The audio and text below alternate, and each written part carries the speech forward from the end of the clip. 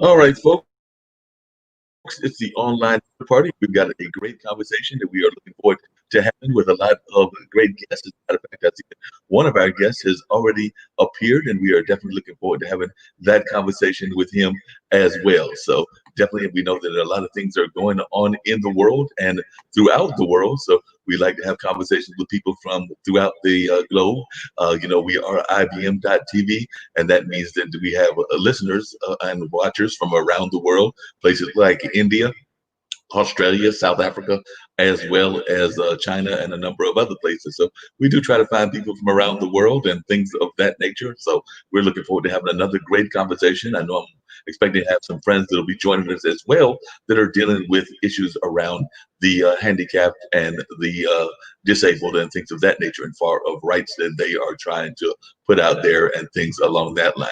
But right now, we're going to be joined in the studio by none other than Cal Gibson. Cal Gibson is running for office, and I'm interested to learn more about Cal and what Cal is all about. 'Cause I know that Dean Geronimo, who I do my podcast with and who will be joining me later, has talked about him sharing that frat life with Cal. I actually did not opt to go that route. Nothing wrong with it. I had friends that pledged various fraternities and sororities when I was at Marquette, but I opted not to go the frat life. But I do know a lot of friends of mine that did, and they actually enjoyed that life and still enjoy having their fellowship with their fellows in those different communities. So right now we're joined in the studio by Cal. So Cal, I know that you're running for governor, and a lot of folks are probably like not even knowing that there is a brother running for governor over there in the fair state and everything. So tell folks about this and your involvement in politics and just a little bit about you. So just let's start off with learning who Cal Gibson is. Like I said, I learned about you through my good friend Dean Geronimo. You know him as J.W. Piercy. That's his government name and everything, but we call him Dean Geronimo on the show with Straight Talk with Mark and Dean, which is the podcast I do on Monday nights, and I know we're hoping to have you on that as well. But on this IBM.TV platform, and we'd love to have people from around the world, and we've actually got folks that are listening from different parts of the country, including around Florida and Georgia. So just tell us a little bit about yourself and how you got involved in community activism, for one. Okay, well, first of all, my name is Kyle Gibson. I am a lifelong Floridian of about 50 years now. December will be 51 years. All of my life, I've been here in Florida. Got interested in civic process in 1978 as a third grade student, Hartsfield Elementary in Tallahassee. Had a teacher who unfortunately recently passed last week, Ms. Hager. She forced us to take very active process in the civic process by doing current events. So every day we had to come in, you had to have your current event ready, and you never knew if you were going to be called to stand in the front of the class to read your current event. So you could sometimes be fortunate to do a current event and not do the homework, but not get called, and you'd be okay. But if you didn't do the current event and got called, then it was back then they disciplined a little different than they do now. So it only happened one time. And so in 1978 in Tallahassee, the new Capitol building had been built. It was a 22-story building. And my school was one of the first groups of kids to get a chance to visit this new building. Now, of course, the Capitol, you could see it all around the skyline. So it was very intriguing that we had this tall building in our city. So we had a chance to visit there. The governor at that time name was Reuben Askew. He was on his way out, but he had a chance to occupy that building. Well, we were sitting there talking with Reuben Askew, and we're talking with a guide, and Reuben Askew walks by, and the guide says, "Does anybody know who that is?" I said, "That's Governor Reuben Askew." So he stops because he was interested to know, how would a young kid know who this is? We started talking, and he said, "How did you know who I am?" I told him, "Because I want to be governor of Florida one day." And he laughed about it. So we had that little talk that an adult gives a kid: stay out of trouble, do good in school, blase. Well, 20 plus years later, when I was in my master's program, Governor Askew, then not the governor, was teaching at Florida Atlantic University. I took his class, and I sat in his class, and I put the picture in the front of his desk. And when he came out, he looked at the picture for a long time, and he says, "This is an old picture. I had all black hair then. His hair was all gray then." And it took him a few minutes, and he finally came to me and says, "Kyle, this is you in this picture, isn't it?" And I asked him, How did you figure that out? He says, well, I knew when this picture was taken. I looked around the classroom and I said, some of the kids in here are not old enough to have been taking a picture. I looked at some that said they were old then and they'd be much older now. And it came down to 3 people. But he says, I remember distinctly the conversation having with a young man that one day wanted to be governor of Florida. And so I took the class, finished it. That was about 1996. I filed to run for governor in 2011 for the 2014 race. And on that day, when I qualified, or when I filled out the paperwork, was the immediate past governor was being inaugurated. Well, I'm a pastor now, and we always do a prayer breakfast for the incoming governor. But all of the other governors come back. He walked over to me, put his hands on my shoulder, and said, Kyle, I'm still waiting to see your name on that ballot. And it surprised me that he still remembered that. The surprising thing was on that day, I had filed my paperwork. So I showed him, and he was the first person outside of my family that I shared, and he became the first person to sign my petition. And he shared with me then, he says, Kyle, I don't know how this is going to come out with you. I don't know what's going to happen. However, you've had this golden dream since you were a little boy. He said, if you only get 3 votes, you make sure you run all the way through this, because if you don't do it, it will gnaw at you. He told me at that time he had colleagues of his who withdrew from the governor's race, and they regret it 30 years later because they didn't go through the race. So unfortunately, I was not able to finish that race. I qualified, but prior to the qualifying board, right after the qualifying period, I had a series of events. My youngest brother, Christopher, was taken away in a car crash. And right after Christopher, both my mother and wife were diagnosed with cancer. I think like weeks apart. And then the final part of that was that my father had a stroke. So all this happened within weeks of time. And so, of course, that was a little more pressure than trying to campaign. So I withdrew in 2014, but I filed again in 2018. The 2018 race, I made it all the way to the end. There were 45 candidates that filed. 21 made it through qualifying. 8 made it to the general election after primaries. I received the 4th highest number of votes of the 8 for my first run, but I ran as an independent, still running as an independent. Out of the 5 independents who ran, I received the highest number of votes by more than 10,000 votes. So what I did was I immediately filed the day after the election to run again for 2022, and that's where we are now. Well, that's great, and I'm glad that you're still keeping that drive, keeping that thing going, trying to get your campaign going, trying to become the governor in 2022. That's amazing that you're trying to do that. As you were talking, I was thinking about a couple of things. As I recall, Florida Atlantic is actually in Boca Raton, or it's near Boca Raton, yes, if I remember correctly. And I actually, many years ago, probably in the late 80s, I worked in Boca Raton. I worked in the newspaper field. That's actually what my degree from college is at. I went to Marquette in Milwaukee, but the one daily newspaper I worked at was in Boca Raton. So that's why I remember where Florida Atlantic is, because like I said, I went there and I think I even covered a couple of events that might have been either on that campus or near that campus. But like I said, that was in the late 80s that I went down there and had a brief career in daily journalism. So like I said, it was one of my dreams was to work for a daily newspaper. And that's the one daily newspaper that I've worked for on a consistent basis. I've done like some other reporting for like the News and Observer, which is a daily newspaper, and maybe 1 or 2 others. But in terms of like, going into a day-to-day job as a daily newspaper reporter, that was my one and only attempt at doing that after college. So Boca Raton definitely means a lot to me in that area. So just hearing that you mentioned that is something that caught my ear. But I was just wondering from the political standpoint, well, a couple of things crossed my mind. If I remember correctly, there was a brother that ran for governor down there in Florida, and he did not win, but a lot of people think that he should have won. So I was just wondering what your take is on that, and also why you chose to run as an independent. Okay, very good question. Yes, there were, history was made in Florida where 2 African Americans made it to the general election, one as a Democrat, one as an independent. To go for the fact of should have won, could have, I got some backlash after the race after, of course, being an African American, but you have to remember, I had filed for the seat almost 9 years prior. So, and this has been my aspiration. So one of the thought patterns that came in the race was, you don't get a lot of attention as an independent. One of the things that really, I think, made a negative impact on my campaign is that the television show or the television station that did the debates for the Democrat Republican initially had contacted the 5 independents to tell us whichever independent has the highest ratings, the highest amount of money raised, and the highest polling, that individual will be on the debate after the primaries. Well, the Democratic primary and the Republican primary, the 2 candidates that won were not the anticipated candidates to win.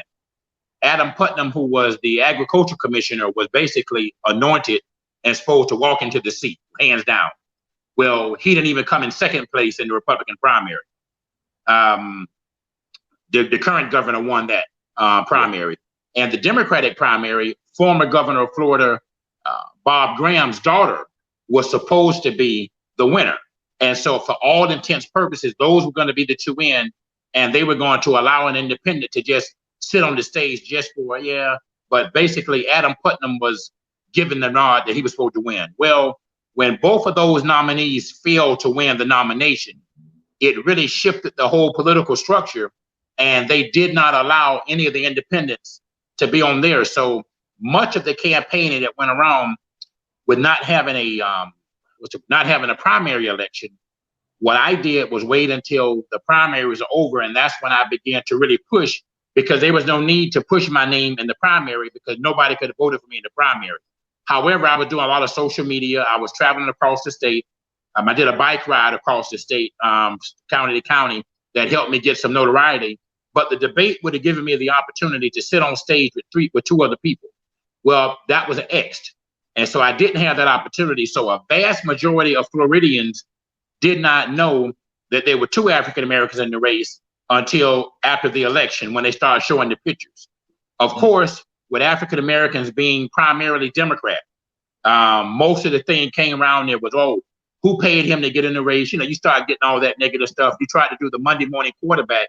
And of course they say, well, he lost the election, and had I not been in the race, he would have won. Well, he lost by about 35,000 votes. I received 25,000 votes. So even if I was able to mysteriously give all those votes to him, there was still a 10,000 vote deficit that he still would have not won the race. And the other factor is Florida is a very unique state with the number of independents they have in the state.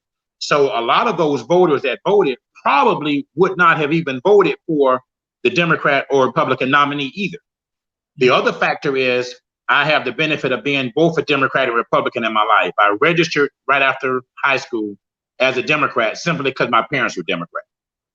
But I was a political science student. I began to study politics.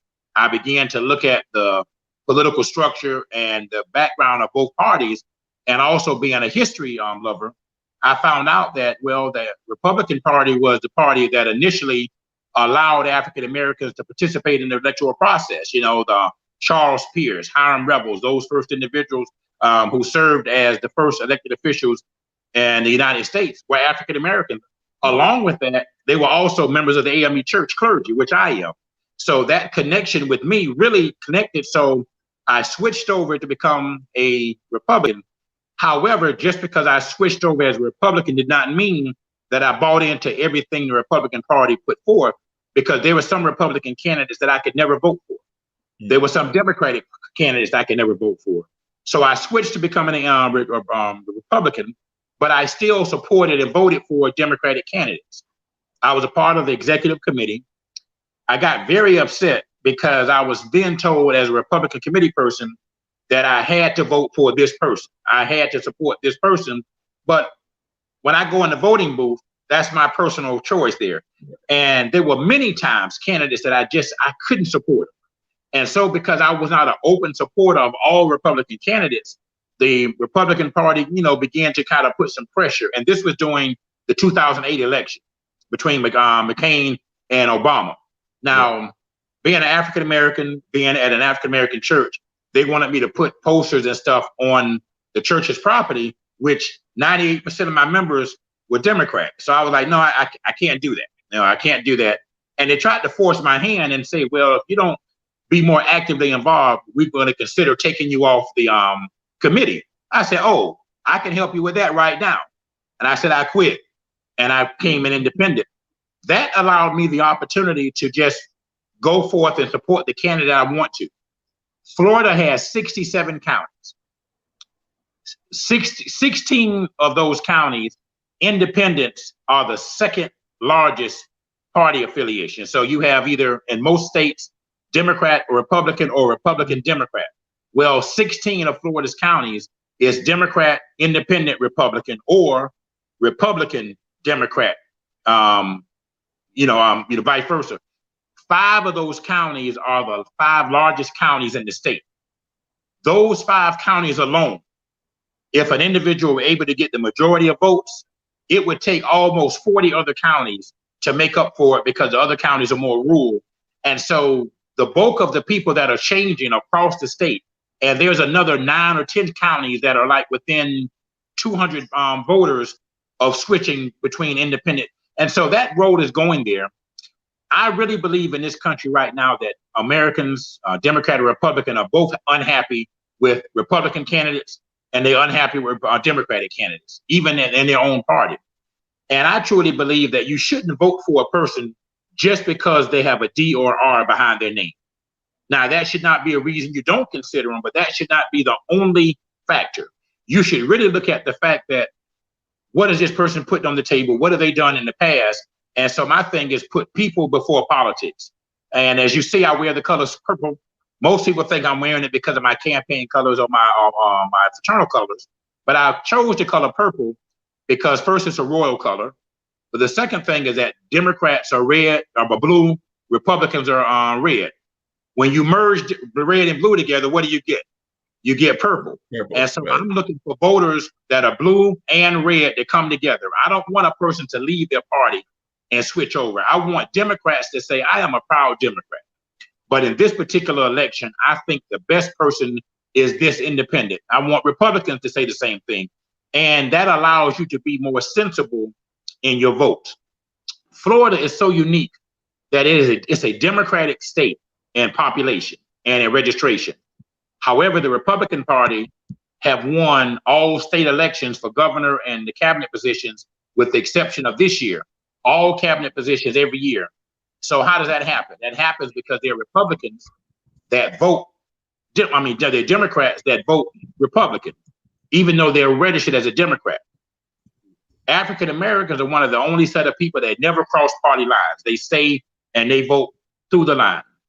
In the 2014 election that I pulled out of, the governor that ran for that seat, one of the candidates was the 1996, 2010 sitting Republican governor. He left the Republican Party, became independent to run for the U.S. Senate, lost. He then came back 4 years later, switched parties as a Democrat, won the Democratic nominee, but failed to win the race. And so it just shows you that people in voter history, really, a person could just say, I'm a Democrat now, and people will turn up and vote for that. But you really need to know the person.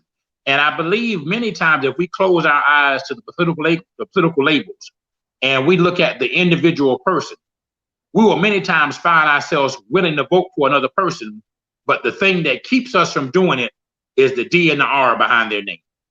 Yeah, you got a point there, because I know here in Durham, North Carolina, a lot of people follow the rule or follow the lead of the political action committees. We have a number of political action committees here, and they kind of like make an endorsement. And a lot of folks don't even do the research. And I am a big advocate of folks doing the research, but not just kind of like putting down whoever those political action committees want folks to vote for, but actually voting because you think that they align with you on the issues. And you may not align on every issue because there's so many issues out there. So, but you align with them on most of the issues, or you feel that they're going to be the best representative for you, no matter what they're doing, whether that's a local level like a mayor, or a state level like a governor, or a national level like the president or something like that.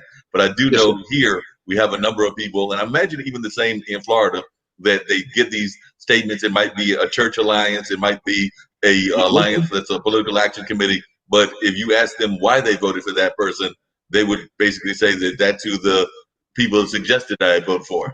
That was put in my hand and told me just to follow the line and go out and vote everybody on this paper. Right, Typically, exactly. you'll find out the people that's on that paper are the ones that put money into that political action committee. And so it goes hand in hand. Yeah, it does oftentimes go hand in hand. Now, I'm fascinated about Florida because Florida's got a diverse population. I mean, definitely it's got a strong African American population, but it's also got a strong Latin population and a strong different kinds of parts of Florida. Because when I think of Florida, I almost think of Florida as almost being like, I know that it's gone one way or the other in terms of whether it's gone red or whether it's gone blue, but it seems to be a very divided state in my mind, just because like if you go to northern Florida where Jacksonville is much different than Miami. I've been to Miami. I've got friends that live in Jacksonville. So, and then that middle area is totally different. Or even if you go from the west to the east part of Florida. So one, how are you trying to reach those different populations? Because it just seems to me that Florida is one of our most diverse states in my mind. So in terms of both the populations, in terms of ethnicity and things of that nature, but also in terms of just the nature of the cities. Like I said, when I think of Jacksonville, I think of the military and the fact that there's that military base there, and there's a lot of things centered around that military base. The center, like around, well, that's maybe South Center, but down around Orlando and stuff like that, there's a lot of sports, there's a lot of entertainment areas, and then, like I said, there's that rich Latin culture. Well, once you go down to Miami, strong African American communities as well, but definitely at the southern end of the state, definitely when I think of that, I think more of the cultural landscape. But I was just wondering, one, if that the way you read the state, and also how are you trying to reach these different communities? By you saying that, I would think that you are Floridian yourself, because you nailed it right on the head. Many people that are outside the state, they think of Florida of the beaches, Miami, Fort Lauderdale. That's what they see. But Florida, like I say, has 67 counties. 48 of those counties are rural counties. And so less than an hour from Fort Lauderdale, Florida, you can go to an area where I received my first appointment, a place called Moorhaven, Florida, which is around Lake Okeechobee. Very rural agricultural community. And you would not even realize that you were in Florida if you were to take pictures from there. Completely different. It's inland. It's not at the beach. It doesn't have the same water. It's mostly agricultural fishing community. But every county is different. One of the things I did, I actually campaigned in every one of Florida's counties. A lot of the candidates will only hit the big counties because of the population. But I understand and know from politics that even though a person may be a Democrat, but if they're in a small rural community and you come and spend time there, you come down to the fishing hut, you come down to the local shop, and they see you there at the Chamber of Commerce. The newspaper interviews you several times. You spend some of your campaign there, and you do your Facebook and all those things. Even though they may be Democrat, they're looking at you and saying, this guy took the time to come here. The other guys didn't come here. So I did that with every single county. I was doing one of those things because I went through every single county in the state. So it allowed people to register to know. One of the unique things that I do with my campaign is every county, when I do printing, instead of using one printer and bulk printing, when I go to those small counties that may have one or two printing companies, well, I'll have that printing company and that particular county to print my stuff up. So when it goes to the people there, they're reading this was done by ABC Printing. So that lets them know that my campaign spent dollars in their community. The Chamber of Commerce, I come there, they be hotels that I probably wouldn't always stay at. They know that, hey, when he did his campaign, he didn't stay in the next county over and drive. He physically stayed here at our hotel. He ate restaurants there, and that goes a long way because those people remember that. They'll tell you then to put your signs up there. So if you're in the biggest restaurant there in the place, and they're coming in and they're seeing 300 or 400 people a day seeing a poster, Casey Gibson for governor, that name begins to resonate in them, and they understand that this guy has actually spent money. And it just takes the time. It's a very diverse. You have to go have your contacts in the Hispanic community, so you have to go there for those events. It's really a situation. What I end up doing, so I've been a pastor in the church for the last 20 years. You just mentioned Durham. If you're familiar with Reverend Michael Cousin, he's in Chapel Hill. Yes. Well, that was my father's ministry here in Fort Lauderdale. And so the AME Church has its own political network and history of political activism. But I asked my bishop not to reassign me, so I would have the opportunity to travel and not have to worry about rushing back on Sunday, because I didn't think it was fair for the congregation for me to be out. But it also gave me the opportunity to put a full 4 years, a full 365 times 4. And that's what I do every day. Right now with the corona, I have a situation like this here, social media interviews. But every day I'm spending time on social media in one particular county. And I'll get people there. I may meet 4 or 5 people, but 4 or 5 people in one county may able to get me 400 other people, because they say I had a nice one-on-one conversation with this guy. And I just put in long hours, and you never know what the outcome is going to be. But one thing I do know, that if you don't put your hat in the run, you certainly know what the outcome is going to be. And the only way to know what's going to happen is by getting out there and running, because you never know. I would have never thought that some people, and I won't get in particular, but over the last 8 years, people that were elected that I never would have expected to be elected. And it's happened in 2 back-to-back campaigns where a person I never would have thought was elected. So it lets you know that once you get out there and talk to the people, people begin to be awakened. All the things that are going on now with racial issues, people's eyes are beginning to open up. And you just have to take that ride and say, this is an opportunity that I think the nation is going to make changes. We've had 3, 4 African-American governors in the past. We've had one during Reconstruction. People from a lieutenant governor served 36 days. But then we had Lawton, I was going to say Lawton Childs. We had Virginia, my fraternity, but his name is slipping right now. Douglas Wilder. Douglas Wilder was governor of Virginia, was elected lieutenant governor, and became governor in the state capital of the Confederacy. Who figures? And then after that, we had Patrick Duvall in Massachusetts.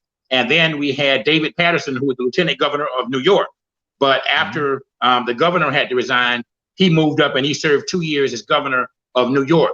And so we've seen that happen. We've seen U.S. senators. We've seen presidents.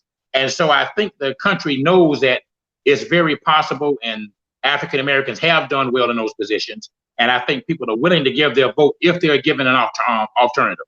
And I think as an independent running, it gives people the opportunity to see more than just the Democrat and the Republican.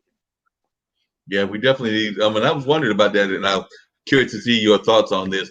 But I was also wondering, how are you doing in terms of reaching out? I know Florida also has an active Native American culture. I've actually got some cousins that's where they claim their descent as and everything, and there's definitely some reservations and things of that nature. So what kind of efforts are you having to reach out to that community? And also, like I mentioned earlier, the Latin community. So I was just curious if you could speak to that as to ways that you personally are trying to reach out to those, because I know I had one cousin that till she passed at an early age. She was living at a reservation down there in Florida with her husband, and I think her husband is still down there, along with some of the kids maybe down there as well. But definitely, I know that Florida's got that kind of background. But I was just wondering, how are you reaching out to the Latin population and to the Native American population? Well, being in South Florida, I'm right there in almost the capital of both. We have 2 of the largest reservations, the Miccosukee and the Seminoles, that are right here, 45 minutes away from where I am. I've had the opportunity to visit those reservations. I've had a chance to talk to that leadership. They're very different of how they campaign. They don't campaign like the African American community, but what they do is they sit back and they're more patient and listen, but having the opportunity to find out what they're called, what interest is to them, and not going in and saying, this is what I want to do for you, to go in and say, hey, listen, I really don't know much about your culture. So tell me, what is it that you would like to have done in the state of Florida? And listen to them and being honest and saying to them that, well, that's something I've never thought about. But many times people just want to know that you're willing to at least listen, because we may not agree on every single issue. And if you know up front that, well, that's something I'm not going to support, it does not mean that I won't support you in the future. It just simply means I know I'm going to waste my time on that particular subject. But there may be a multitude of other things like the Everglades. That's a major issue with Native Americans, because it falls into my vision for Florida and environmental issues. And so those things beginning to come back, and the people who have had the most experience living here, I think you need to include every background a person to talk to. Being right here in South Florida, we have the largest Hispanic background in Latin American, from all cultures, not just, you're Cuban, you have Puerto Rican, you have those from South America. So there's a dynamics there that many people put the Latins and just put them in every category, just like with African Americans. Right. You have African Americans here, but then you have a large Caribbean culture here. And there's a different dynamics within all those. And the other thing is you have to have an understanding of the dynamics of those cultures. And so when you don't know it all, you have to recruit people that are within there to be able to say, hey, school me, advise me, talk to me, and then lead me in there, because it's better to be invited into a situation of people that know you versus me just walking off the street, walking in and saying, hey, let me talk to you, because people have a tendency to kind of step back. And you know how it is. You go in certain neighborhoods, if you're not from there, it's kind of hard to get in and get out. But if you go with the right pass, you can come and stay all day and communicate as well as you want to. And so that's what I basically do. I use multitude of people to give me the opportunity to help me get inside to those people, to listen to their concerns, to help me better discern what I want to do and how I'm going to include them in my vision for Florida. That sounds like a great idea, and it sounds like you're handling the campaign very well. Now, one thing I was curious is, do you think that we will ever have a third-party candidate on the national level? Because I'm actually agree with you that too often we have too many people wanting either the D or the R. And I know that John Anderson, way back when, you're a political science major, you know what I'm talking about, and Ross Perot, others have attempted it, but even if they had the money, Ross Perot got plenty of money, but they did not seem to be able to break that barrier of actually getting a third-party candidate in that level of the federal, meaning the presidency. I mean, yes, there have definitely been third-party candidates that have been governor. I'm thinking about the wrestler, Jess Ventura, that was governor of Minnesota, and I'm thinking about some others that are even serving in the Senate right now. Yeah, I think the right candidate could do it, just like in Florida. And many people argue about the electoral college. You know, I'm a big supporter of it, because if you didn't have the electoral college, candidates would only campaign in about 9 or 10 states. Wow. You know, states in the Midwest, they wouldn't even go there and go, because they would deal with just the population of Florida, Texas, New York, New Jersey, Pennsylvania, Virginia, Massachusetts, not Massachusetts, but Minnesota, Michigan, Wisconsin. You deal with just those 10 states, and you wouldn't even, in California, of course. After those 10 states, you really wouldn't go anywhere. Nobody would go to Hawaii. Nobody would go to Alaska. Nobody would go to Utah. Nobody would go to Indiana. So the electoral college really allows every state to be included in the process of electing. I truly believe, just like I'm here in Florida, and I believe very well that an independent can win Florida. If an independent can win a state like Florida, a major state, then that means that that same popularity that you carry over, that you're able to gather a factor of people. If you can get the number of independents to come together on one person, and then all you need to do is get some Democrats and some Republicans, and most Democrats and Republicans fall right down the middle anyway. Very few are very hardcore left or right. So if you can get those moderate Democrats and Republicans to say, you know what, I like this person, I like them, and they can see something in there, I think, you know, county by county, it's going to happen. It's probably going to be a longer period of time than I'm anticipating, but I believe in the next few years, you will have some independent candidates that will run, that will win several counties and win several states. I think once that starts happening, and you start looking at this candidate won 9 counties, this candidate won 9 states, and you concentrated on that, it's going to open the eyes to show people that, hey, the next go around, there is the possibility of this happening. And I've looked at that, I've studied it, and I do believe, if not in my actual lifetime, that sometime before the end of this century is over, that it's very likely. But money, of course, is the major factor that avoids that, because it had to be organization put together to be able to raise the funds. And that's really the factor that makes it a real difficulty. You're going to have to travel and go to those states. But in the smaller states, you know, you don't have as many, so you have mail outs that you can do there. You can send mail outs to those individuals. You know, there's other strategies that go there. And I just think that if you have the grassroots efforts to go talk to people in those other states, it's very likely. It would have to be a person, just say hypothetically, if a candidate running for governor had looked down in the future and said, I'm planning on running for president in let's just say 32, 12 years from now. A hypothetical situation is that while you're running for governor, you make friends in Utah, you make friends in Connecticut, you make friends in Idaho, and you develop that friendship over 12 years. 12 years from now, a friendship of 25 may turn to 2,500. 2,500 people in Idaho that you know personally are will to formulate a grassroots efforts in Idaho to come back and say, wow, this candidate won Idaho. How the heck did that happen? This person won Utah. How did that happen? And with my education, I'm an educator as well, third generation educator. Being a teacher, there's teachers in every state, and teachers are very upset across the nation. Parents are very upset across the nation.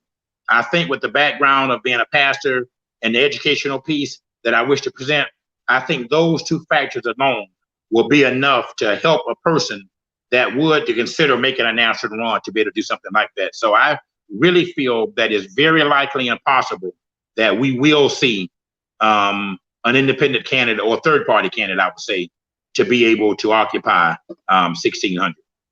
But that'd be interesting if that can happen. And you talk about the independents and their importance. I was actually just thinking about how even in the polling now, they talk about the distance that exists between the Democratic candidate and the Republican candidate on the national level. But they often say that a lot of times it's the hardcore members of the Democrats that are already ready to vote for the Democratic candidate. It's the hardcore members of the Republican Party that are ready to vote for the current occupant of 1,600. But it's that independent vote that a lot of folks are still wondering about. That there's a lot of the independents that are still out there, still, I guess, trying to make their decision as to who they will vote for. And that could be the deciding factor. I know a lot of folks are thinking that the lead is already insurmountable for the current occupant, but I believe that the independents could make a swing difference in terms of whether he holds on or doesn't hold on. So I wonder what your thoughts are on that. Independents have always been a deciding factor for, I say, the last 20 years. You know, they've always, whichever candidate the independents were able to sway towards, whoever was able to sway those independent voters, because those are votes that almost are not counted. What happens in a process, the Democratic Party basically knows precinct by precinct. They know, we know we're going to either carry this right here in large numbers, or they're not going to vote, but we know they're not going to vote on the other side. And so that's a very dangerous thing to have when a group of people within the party says, well, even if you don't vote, I know you're not going to vote for me, so we're not concerned. And then you have another party that says this, I don't even have to campaign in that neighborhood because I know they're not going to vote for us. So they don't even take the time to campaign with you. So you have a lot of people that are just out there motionlessly and, you know, ineffortlessly.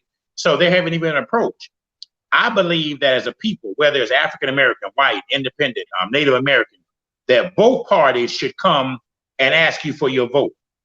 Both parties should come with a game plan to say, this is why we want your party. And if both parties were to do that, if the amount of people that vote, African American voters, would have switched votes off every other year, this year we voting Democrat, this year we voting Republican, our vote would not be predictable. And when your vote becomes predictable, it becomes easy to detect how you're going to vote. Independents are not predictable. Certain aspects of the Democratic Party are not predictable because even though they're registered Democrat, they're still voting across party lines on many occasions. And so the strategy comes, if you live in a county in which 80% of the people are Democrat, but you happen to be registered as Republican, well, you really don't have a part in the process because that election is done in the primary. So what needs to happen is that even though you're not buying into the philosophy of the party, you may have to say, let us 50% of us change and become the opposite party during the primaries. So now you're able to what? Impact that. And that happens all the time with every other ethnic group, with the exception of African Americans, because we hold the line Democrats. One thing that happened in the 2014 election, there was a young man who ran for agriculture commissioner. He ran 4 years earlier as an independent. He did fairly well. He switched to become a Democrat. He did not get Democratic opposition in the primary. So he essentially was the Democratic nominee the same year the former Republican Democratic, now governor, ran. When the brother ran, this was an African-American gentleman that ran, Thaddeus Hamilton. When he ran, as you said, the cards that they give everybody for the Democratic Party comes out and says, vote Democrat. And they hand these cards out. they did not put the brother's name on any one of the placards. And he received over 2 million votes just on his own.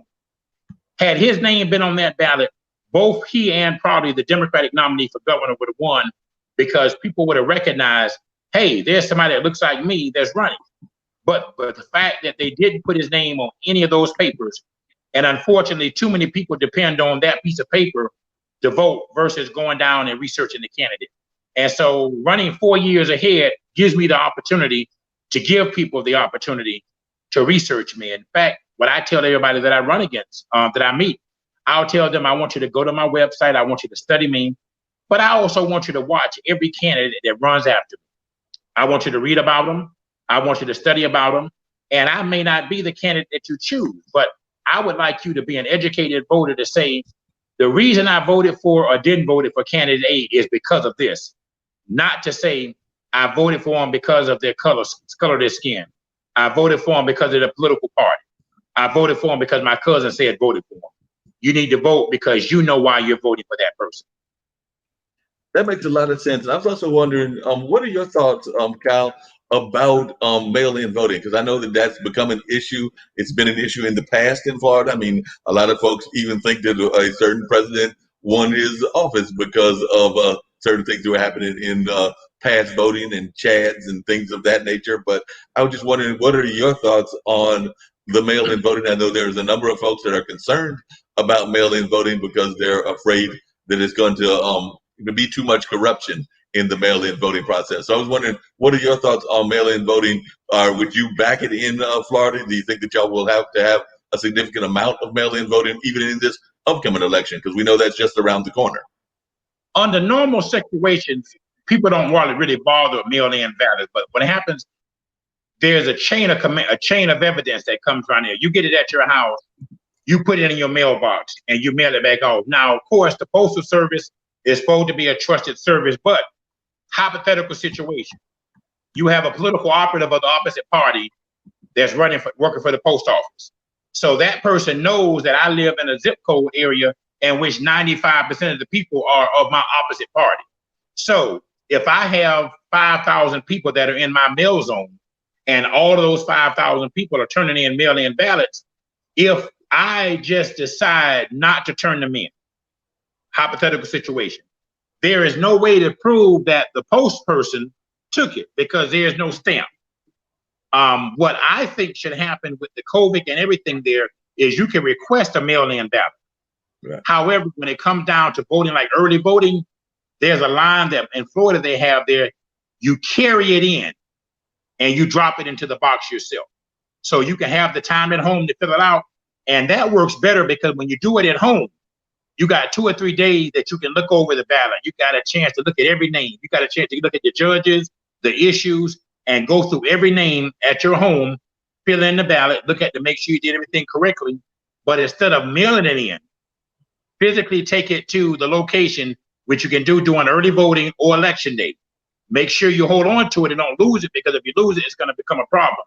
But I think that it opens up too many doors for opportunity that when you mail in several hundreds more.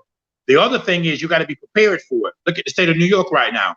They're talking, there's been weeks after that election, but they're still counting the mail-ins because they did not properly prepare to have the number of people hired on to do that. So if you're going to do that, you have to make certain that you hire the people on now so you can run the machines. So in the same period of time, when elections end by 11 o'clock, 12 o'clock minimum on election night, those results are done. When you wait weeks after the election, all kind of thoughts goes through people's mind. Okay, oh, are they taking ballots? Are they taking things? It's just too many other factors there. And I think the best thing to do is ask for the mail-in ballot, but instead of mailing it in, turn it in yourself.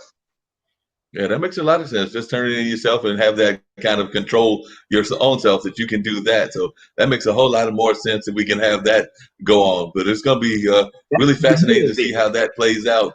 And the other thing I'm really curious about, because there's a number of things that are going through my mind is with Florida, because I know here in North Carolina, we actually have governors of different parties. Well, not governors, but we have our governor who's Democrat, and he's got a lieutenant governor who's actually running against him, who's Republican. So I was just wondering, do y'all have that same kind of situation in No, Florida? So no. Florida, the candidate for governor and lieutenant governor are like president. They run on a ticket together. Now, one of the unique things that I did, and my choice this time again, a young lady by the name of Ellen Wise. Ellen was a Republican candidate running for governor. She ran. She didn't win the primary, but she was very aggressive in her efforts. She was very charismatic in what she wanted to do, and she was a state worker in the state of Florida, which is a major issue that I wanted, and I wanted to be able to impact the state workers. Well, she and I had met on the campaign trail, and I asked her after she lost, would she consider running? And I said, I don't want to insult you, but would you consider being on a ballot as a lieutenant governor? I said, I think a person that has had both Democrat and Republican ties, a person that has been a Democrat and a Republican, and a person that is a Republican running, you have a very diverse board of people coming together as one. So she received substantial number of votes in the primaries. And so those people that supported her were also saying that she was moving on a little further. She's also going to run again with me again. Now, the cabinet is different. All of the cabinet positions in Florida run independently. So it's very difficult for the governor to control them because each one has their own constituency base. The unique thing about Florida is like with the executive clemency and places like North Carolina, New York, Texas, the governor has the full right to give pardons by himself, himself or herself. Florida, the cabinet works together collectively. So all the 5 members of the cabinet, they vote on clemency. So the governor can't just say, I'm going to give a pardon to John Doe. The 5 have to come together. And because the last 20 years, all of the cabinet members have been Republican, they have been very slow on giving restoration of rights to individuals. Wow. Now, I didn't know that. What's one of the things, and I want to bring in, I've got another guest, and I want to bring them as well. And I know their whole concern is around issues of disability and things of that nature. So I do want to say hello to Liz Pritchard, and everything. But we're having a conversation right now with Kyle Gibson. So one of the things I was curious about, Kyle, is a couple things.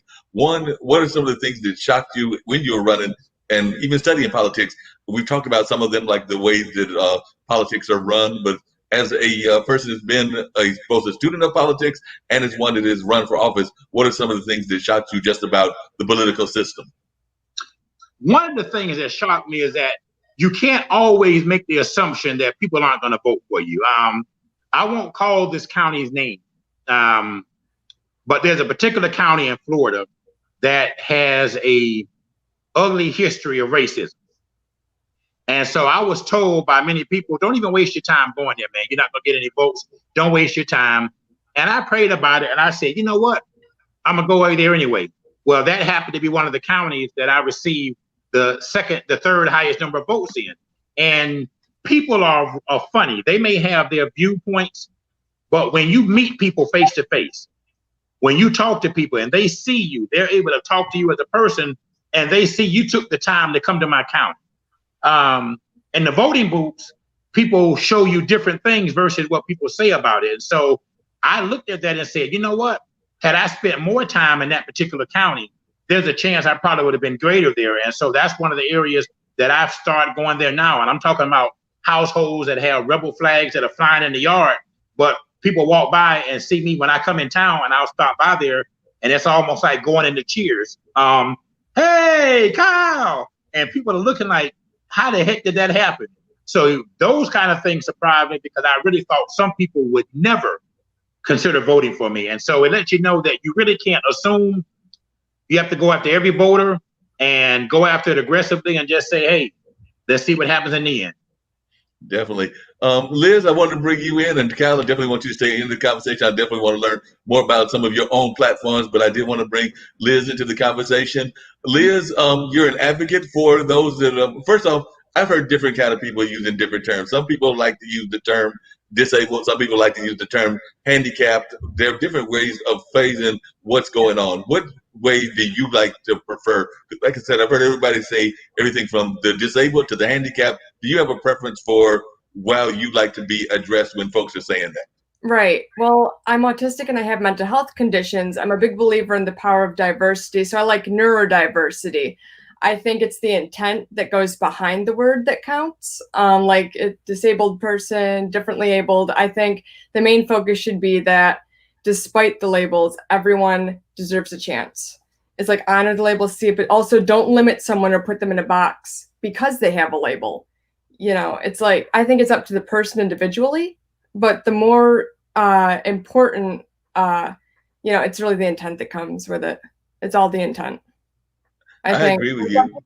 I know some people who are also autistic and they like to say, well, I have autism, I'm on the spectrum. They don't say I'm autistic.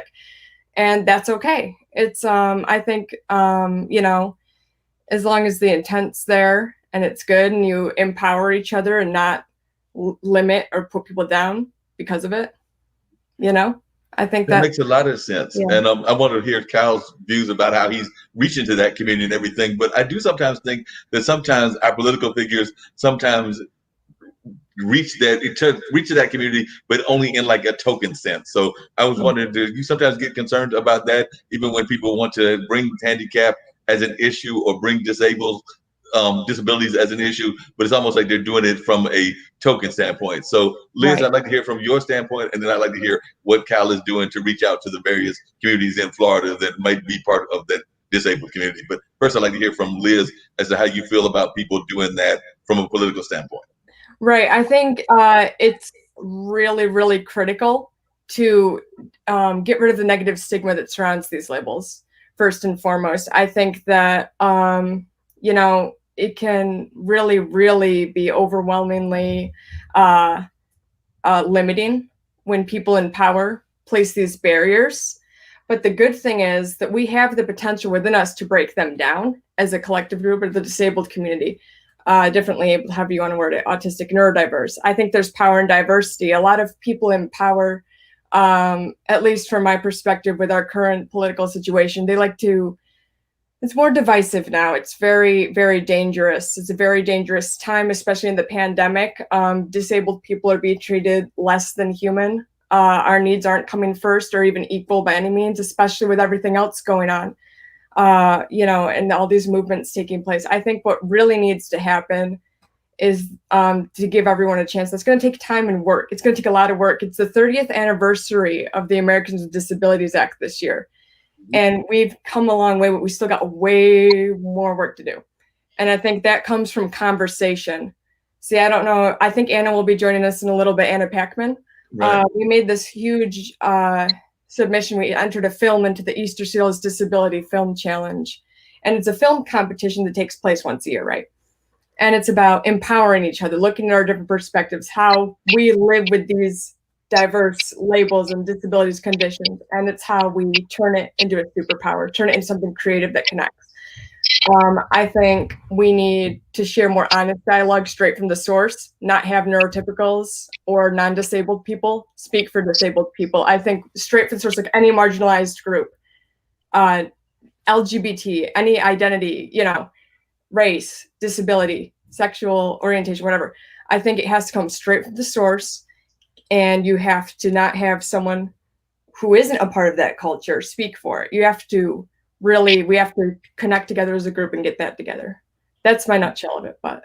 No, I agree with you, and that makes a lot of sense and everything that we have to have that kind of conversation. Because I've even had when people have talked about the mask, and I've known I definitely try to go out and wear the mask when I go out, but I do know that I've run across some folks that have said that they could not wear the mask, and a lot of times it was because of not just their rights. There are folks that didn't want to wear the mask because they felt it was infringing on their rights. But I do know some people that because of certain health concerns, they couldn't wear the mask, whether that was, I think, some asthmatics that can't wear it, and there's some other Right. people that can't wear the mask. And we have to have an understanding of that, even some of the corporations and some of the businesses, that these are folks that are not always trying to be defiant. Sometimes it is a true health concern that they cannot wear the mask, and they have to do other things to protect themselves. Right. Absolutely. Cal, and we are going to wait for the other guests to come in and everything. But how are you reaching out to those that are part of the disability community and those that are facing things of that nature? So you're running for governor in Florida in 2022. How are you reaching out into these communities? Well, one thing was amazing. You just mentioned that I'm a scuba diver. I haven't actively scuba dived in years, but recently have gotten back involved in wanting to be a diver to become a certified instructor to teach scuba diving. While going through that initial process, one of my pastor friends, the Reverend E.J. Parker, he asked me. He says, "Kyle, is it possible for a person that scuba dives to be handicapped and dive?" I said, "Yeah." I said, I've heard of it. And I began to research. So there's an organization called the Handicapped Scuba Association and Divers International. I can't think of the second one, but the Handicapped Scuba Association is a national organization in which they certify individuals to teach individuals that have limitations, whether it's fully in a chair. They have mechanisms that they put the entire chair in the water, and they have wings that are on there. I mean, it's an amazing process that gives them the opportunity to still learn there. And what that does is an area to show that there's nothing that you can't do. There's some difficulty, there's some challenges. It's not going to be as easy. But if you can see a person pose a picture and say, "Hey, guess what you did this weekend?"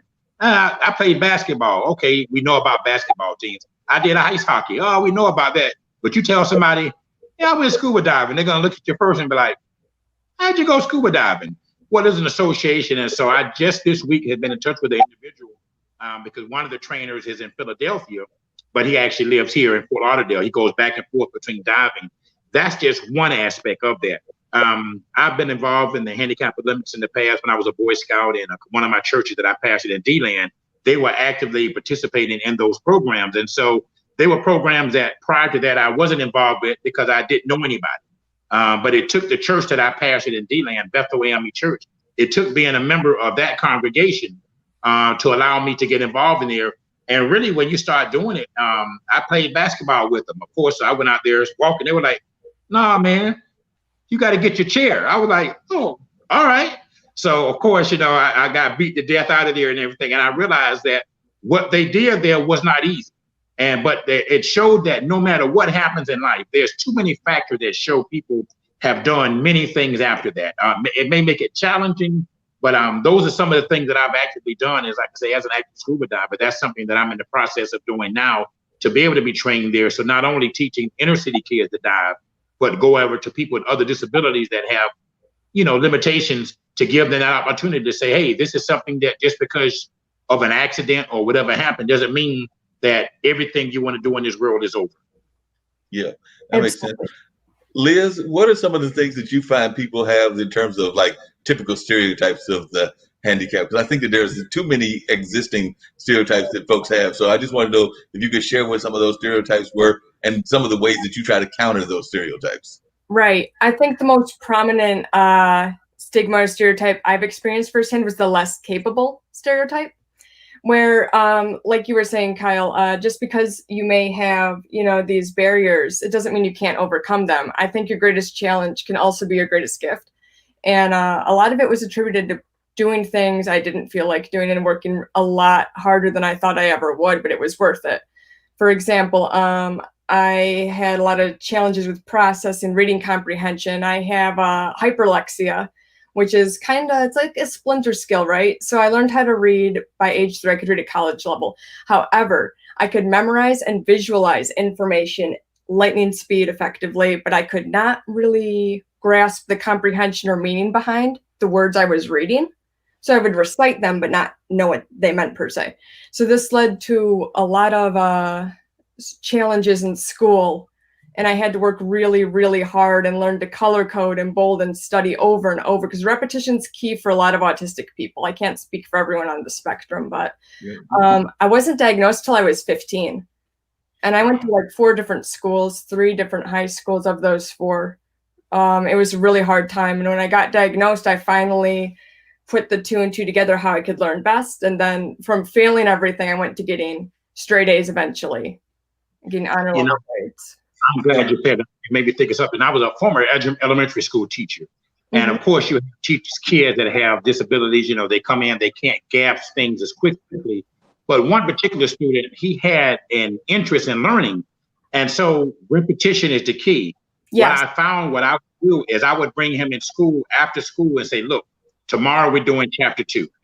These are the 15 questions we're going to ask." And I would go over those questions with him.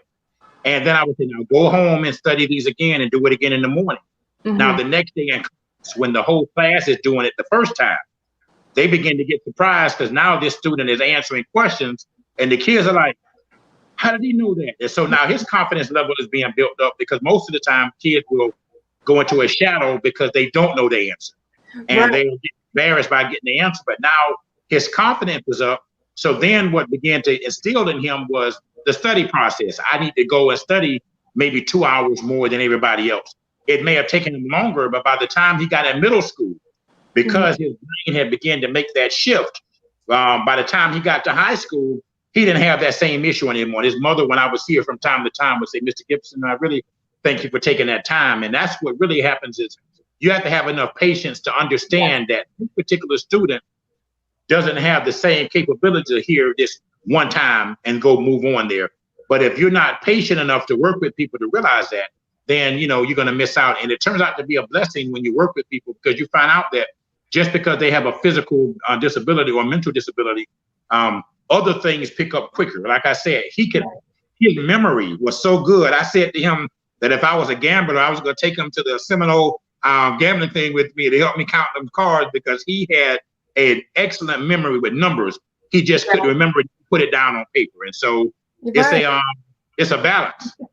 Yeah, you're very much right about that. I just want to share this with Liz, and I've brought Anna into the conversation as well and everything. But you're not the only one that was diagnosed at a late age. I actually do not drive. I've talked about it on this show, both the one we're doing now as well as other shows that I've been part of. One that Cal will be on this coming Monday, which is our regular audio podcast that I do with my buddy Dean. But I did not learn to drive, and it wasn't until I was, I think, in either my late 20s or early 30s that they discovered that I had dysgraphia, which is a form of dyslexia. So, like I said, it was much later in my life that was diagnosed, and it was actually diagnosed in where people would usually associate as things being diagnosed. It was actually diagnosed through the Goodwill program. So, like I said, I went to Goodwill and they did some testing, and when they did the testing, that's when they found out that I was on that scale of dyslexia in terms of dysgraphia, which, like I said, that means that if you ask me to drive somewhere and turn left or right, it might take me a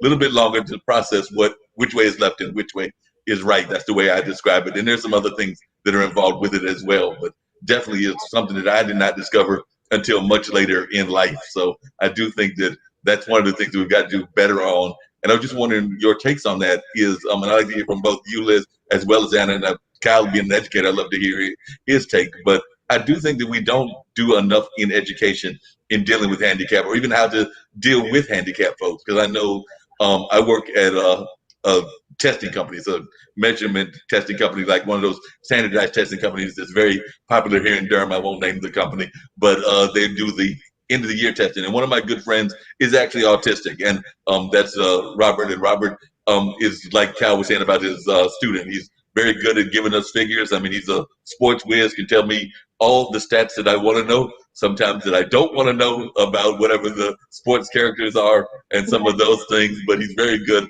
about having this wealth of knowledge about sports and sports dynamics. Like, he can tell me who won the championship and how many points people scored back in like the NCAA championships of 1990 or something like that. So I'm all times just fascinated by the amount of knowledge he has and things of that nature. But I don't know that everybody knows how to talk to him or how to deal with him. And I'm sure that happens in both the school system and the workplace. I was just wondering your thoughts on how folks can do better with that on both the school setting and the work setting. Mm-hmm. Well, I think that all people, disabled not, deserve a chance and deserve to be treated equal. And I'm autistic, and my other autistic friends, I can't speak for everyone autistic, but we like to be treated just like everyone else. We like to be given an equal chance. We want to be treated, like a person in a school setting, like a kid, like a student. Right. And I think, like you said, Kyle, that patience is key, but everyone is deserving of that. That's like just a good thing to do. And what helped me a lot, what I'd like to see more of, is developing the passion and utilizing it in different ways. Like I'm really into numbers too, way more than words. Like with with my hyperlexia, and my comprehension was way down, but my memorization was through the roof, my calculating abilities. And how I applied that was to video editing in the future. And not just that, you don't just get comfortable around, you got to push these kids to keep trying new avenues, stick to the interest, but use different routes for it, like comic books. Okay, now I can make a video out of my comic books. Now I can make a screenplay out of my comic books. Now I can, do this and that and that. And it just, the list keeps expanding. And yeah, just give everyone the chance. It might require more patience, and different operating systems they require different support, right? Like Windows versus Mac, autistic, neurotypical, whatever label you got. Everyone's different, but everyone deserves that chance and support. And once you have that and your passion, nothing can stop you. Sounds great. Yeah. And if you would, could you tell us a little bit about the comic book? And Anna, by the way, that's what you're telling you, you're on mute. But I'd love to know about the comic, and I'd also love to hear from Anna about the film project. But I'd love to hear about your comics. I've actually got a friend of mine that has films that try to cover different types of people. She was feeling that there weren't enough African Americans, there weren't enough Latin people, there weren't enough of the different ethnicities or even the different orientations. So she created Ace of Comics. So that's a friend of mine that I've known that has done Ace of Comics. But I'd like to hear about your comics. Yeah, my comics, they're all based on my life. At first, it started just about autism, right? And actually, I started the original autism comic 10 years ago when I was in 10th grade, which I talk a little bit about in me and Anna's film. So it was the fourth school I've been to, and I had this revelation, like, what if I draw a comic about what it's like for me being on the spectrum, autistic? I showed it to some of my peers and teachers, and that was actually the turning point in my creative career and advocacy, because that gave me confidence. The reactions were very positive, which I was not expecting to be positive, and they understood me more as a result.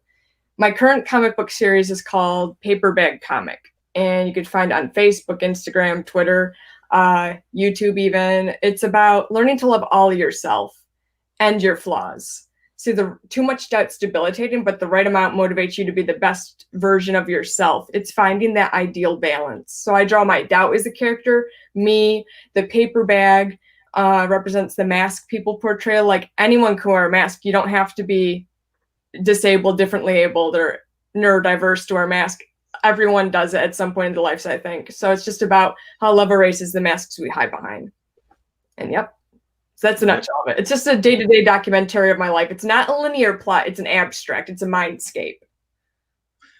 It sounds like it's very fascinating. I can't wait to get a copy of it. I was actually talking to another comic out of the West Coast, and he actually turned his music into comics. And I think the comic is called Heroic or something like that. But he is definitely doing a lot around the same issues. He's dealing with the African American community and mental disabilities and emotional turmoil and things of that nature. So he created it when he was in Sacramento, and now I think he's moving to Hawaii, because I know when we talked to him on Monday, he was talking about the fact that he's about to be, he is engaged. So I think he's supposed to be getting married next year, depending on what's happened with the virus, because they were planning to get married on a cruise. So the cruise may be out, since that was supposed to be next year that the cruise is supposed to take place. So he and his fiance are trying to figure out whether they can actually pull that off, and whether it will be in a better state, or whether it will be they have to do it somewhere else or postpone it for another time.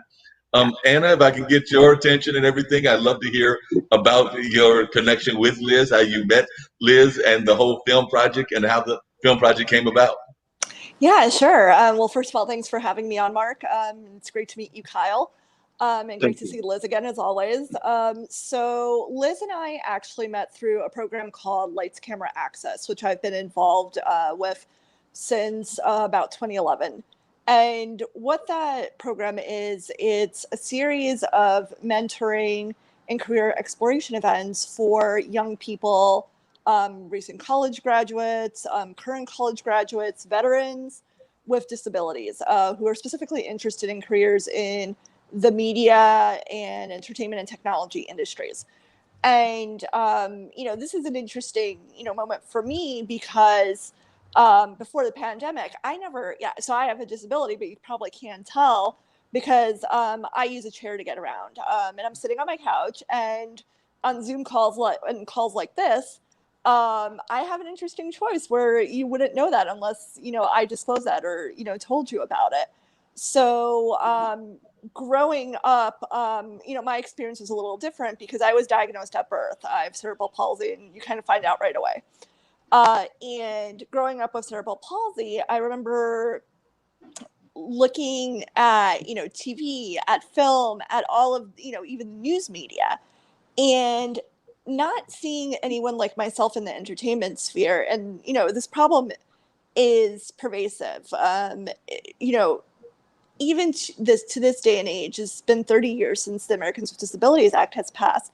And a lot of things have gotten a lot better. It's easier to get around. I can do things like take a taxi, and go to school, go to work, go to all kinds of places because of the ADA, and I've had amazing opportunities because of it. But there are things that the ADA doesn't regulate. Like, it doesn't regulate if you're a content producer. It doesn't necessarily say like you have to have X amount of people that are representative of this group in society on air, in the work that you're doing. And to the entertainment industry, traditionally this has translated to zero, even though people with disabilities are 20% of the population. The only exception being, I think we've all seen those Oscar nominated movies where a famous, very non-disabled actor plays, a role of someone with a disability. And in almost every case has gotten nominated for an Oscar. There was something like, I don't want to misquote the number, but I think it was over 70 Oscar nominations for roles that feature people with disabilities. And only two of those winners were people with disabilities. And, Marlee Matlin was the last one. I think it was the early 90s, late 80s. And, I'm obviously not a child anymore, and no one has won or even been nominated in my adult life. And on TV, those numbers are just as stark. So on primetime television, only 2% of roles are for disabled characters, and only 5% of those are played by people with disabilities. That's 0.1% of roles that actually have authentic casting that are portraying the disability community appropriately. And in news, there are definitely, you see news stories, and you've seen news stories all the time about people with disabilities, and most often it falls into two tropes. Either it's inspiration porn or super cripple, and either people who are unattainably amazing. Like, most people can't be a Paralympic gold medalist. Like, that's just like an Olympian. That's not a realistic goal for most of the able-bodied population, who might not be naturally gifted at track and field or something like that. And similarly, in the inspiration porn, news stories sometimes treat people who do simple things like going to their prom as if they just won an Olympic gold medal. And it's nice, but like that doesn't need to be a front page story. And on the other side of that, there's the super pity trope, which is looking at people with disabilities through the lens of like, oh my God, how sad this person is. A lot of the news, like, for example, like to refer to people like myself as wheelchair bound. Like, there's nothing binding me to the wheelchair. I'm not tied to it. It's actually very liberating because it helps me go places. So, a lot of the representation where it does exist is not very authentic. So, long story short, that's how I came to be involved with the Easter Seals Disability Film Challenge, and also how I came to be involved with Lights Camera Access, where I met Liz. It was just a growing frustration of not seeing people like myself and people like Liz, who, is a part of the disability community, has a different disability than me, but we're very much a part of the same community. A lot of what Liz talks about in the film, I identify with very much as well, throughout my own life experience. So it was really an impetus to get our stories out there, and tell it on our own terms, in our own way. So the Easter Seals Disability Film Challenge, what that is it's a national competition, actually international, that calls on filmmakers with disabilities to submit short films that feature the stories of people with disabilities. And that's the simple call to action. And it's an annual challenge that's been around for a few years out of Hollywood, sponsored by the Easter Seals organization, which is a major disability nonprofit.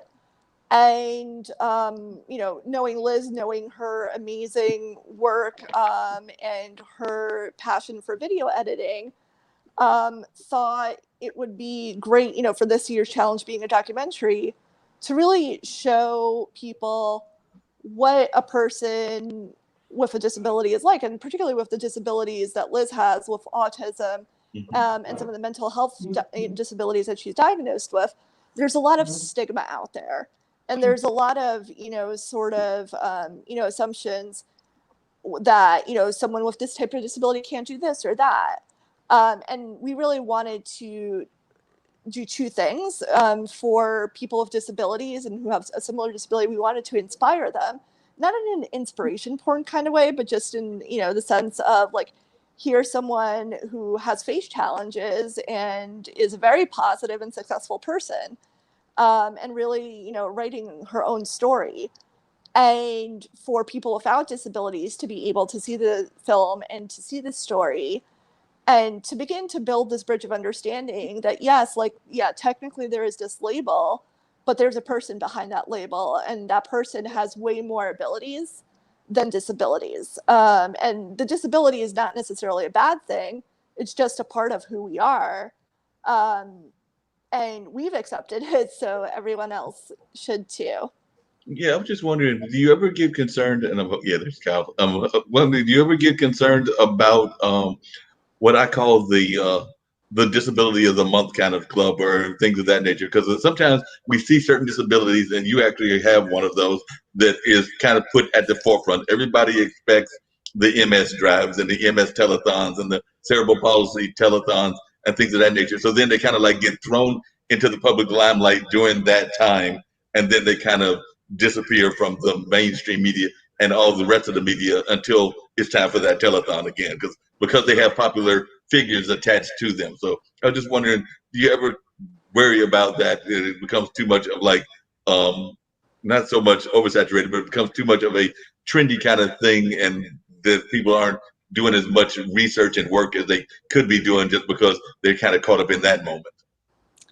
I mean, I think it's not trendy enough, right? Like, I don't think there's enough allyship out there in general where, I don't think that there's enough of an attention on people who are not necessarily impacted by some of these things to be strong allies and to, to push for things which might be either uncomfortable or, in some cases might cost some money.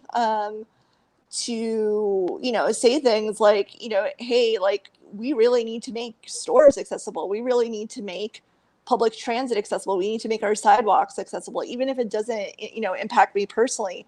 We need to do those things. And, in the workplace too, even if someone might not initially, understand how a person with disability might be able to do measure, like in my own situation, like I've been disabled my whole life. I have degrees from NYU and Columbia. I have gotten asked questions on an interview that had nothing to do with the job, like how did you get there? And I'm like, how is this remotely, a relevant question for whether I can do marketing or not? So, I think people, both in explicit and implicit ways, I think having more attention on these things definitely helps keep it top of mind. So I don't mind that there is like, the quote unquote month, but to your point, yeah, like, once the month goes away, like disabilities don't go away, like the conversation needs to continue for the rest of the year. Again, that's kind of my point, is that it doesn't need to just happen during whatever that month is, whether it's the month of October or the month of November, but it needs to be ongoing. I know that even in my own life and everything, and I've got relatives that have MS and have had actually a aunt that passed of that disease. But I remember it wasn't until she was actually diagnosed, and she was diagnosed very late in life, that she lived with that disease for I think about 25 years or thereabouts before she passed away. But it wasn't until she had that disease that mom, like me and my mom, had to build like the lifts and the different other things so that my aunt Carolyn could actually get around in the the house and where my mom lives at. And it's not like she lives in a big mansion or anything, but she has like a little porch, and she wanted her to be able to get up onto the porch and get into the house and things of that nature. So it was, but I don't, and I've seen that even around the community where a lot of times people won't even think about the fact of even building those kind of things until it impacts them directly. Like I said, when it impacted us directly, then we started finding ways to get those kind of things to get people mobile and to get to where they want to be in the house. I'm curious. One of those, which one? I remember as a kid, every year around a certain time of the year, Jerry Lewis, which organization was he affiliated with?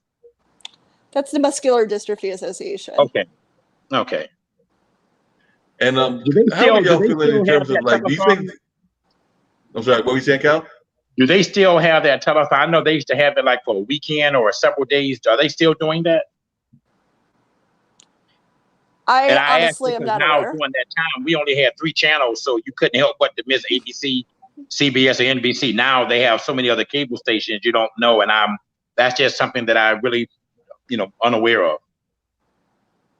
And I'm not sure myself either. I was wondering for all of you, including you, Kyle, and everything, there's a major candidate that has definitely said they're going to pick a woman to be vice president. One of those candidates, who's actually the one that I think should get it, is a handicapped candidate. And I was wondering, or a disabled candidate. I think that they're a strong candidate based on their issues and some of the things that they are proposing, not just because they're in the wheelchair based on their military service. But I was wondering, where are your thoughts? Do you think that that will raise awareness if he chooses to pick Tammy Duckworth?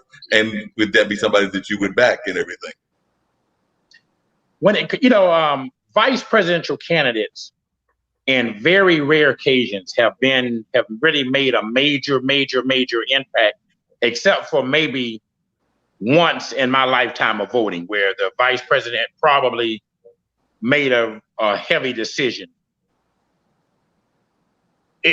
I think this election, with so many other things that are going on across the nation, it will probably add to the number of voters that may possibly turn out more than they normally will if a particular candidate is picked. However, that also, because you have to remember, you have to look at all aspects of voting, but that decision is always, it's the person who they want to have there. Very rarely does a president pick a very strong candidate because they really don't want to have that on there. So vice presidential picks, even though they have the debates, in my study in politics, haven't really majorly impacted a race there. Of course, picking the wrong person can certainly damage your campaign. But if you pick a person middle of the ground fair, I think whoever is selected would be, and I try to say this carefully, being an independent, but be a major change to the current administration. Now, that's the nicest way I can say that.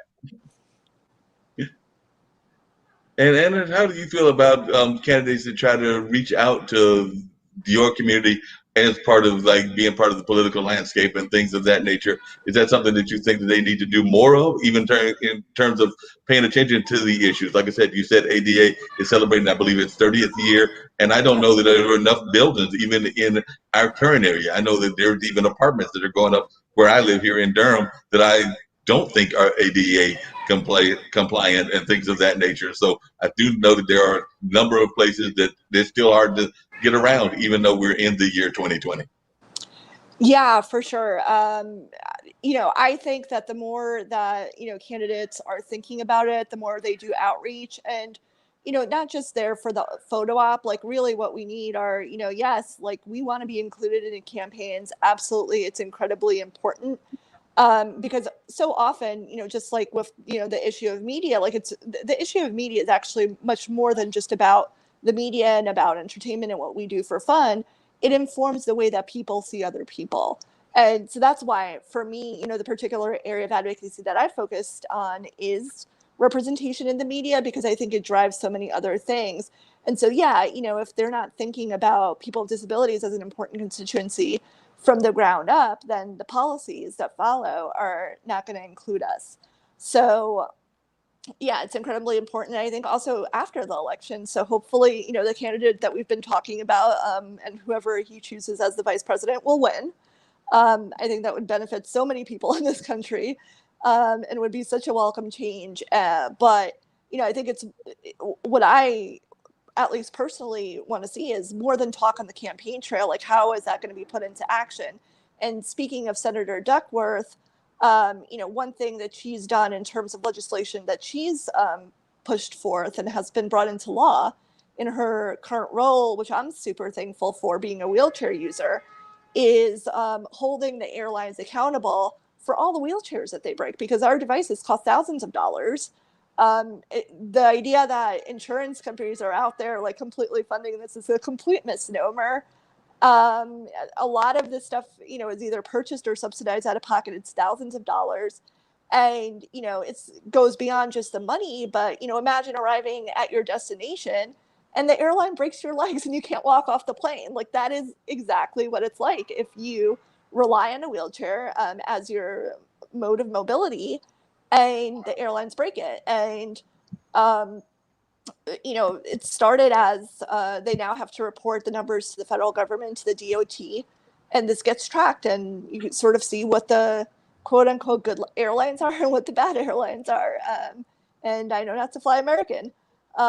So yeah, I think, that's incredibly important. And, to your point, Mark, about it being 30 years of the ADA and having this really big anniversary and it being so long since this law has been enacted, it is shocking to me the number of times I encounter people in scenarios where things that are relatively new construction or things that have been modified significantly, because the ADA doesn't just apply to new construction. It doesn't mean that if your building was built before 1990, you're grandfathered in. That's not what it says at all.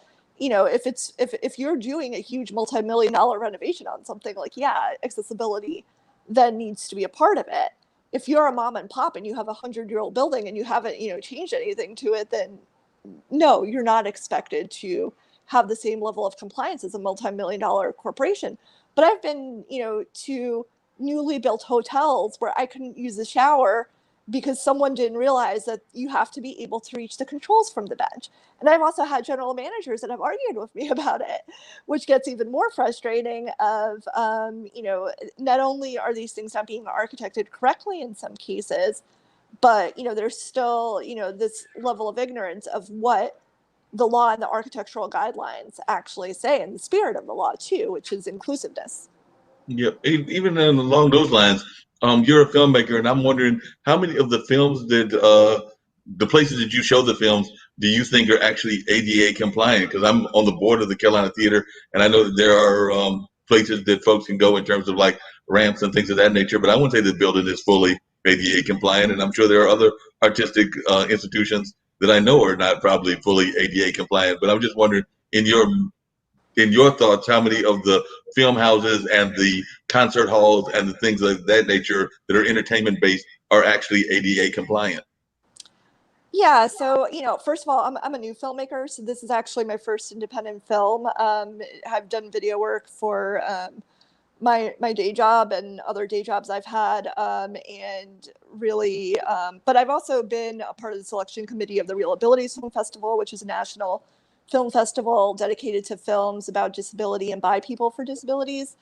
And so that is a little bit of a different, experience because of the topicality, where they have made sure that all of the venues that are used are accessible, and they go above and beyond with captioning, with open captions, with devices that help people who are blind or who are deaf to fully experience the content. As a consumer, it varies widely. A lot of places are great. A lot of places are actually trying very hard. I think Broadway is a great example. So I live in New York City, just a 5-minute walk from Broadway. And one of the things I miss that I used to do pre-COVID is I could, go 10 minutes and I'll be in a Broadway theater that night. And it was great. And the theaters here have done an amazing job, even though they're in very old buildings, to do the most that they can to be accommodating.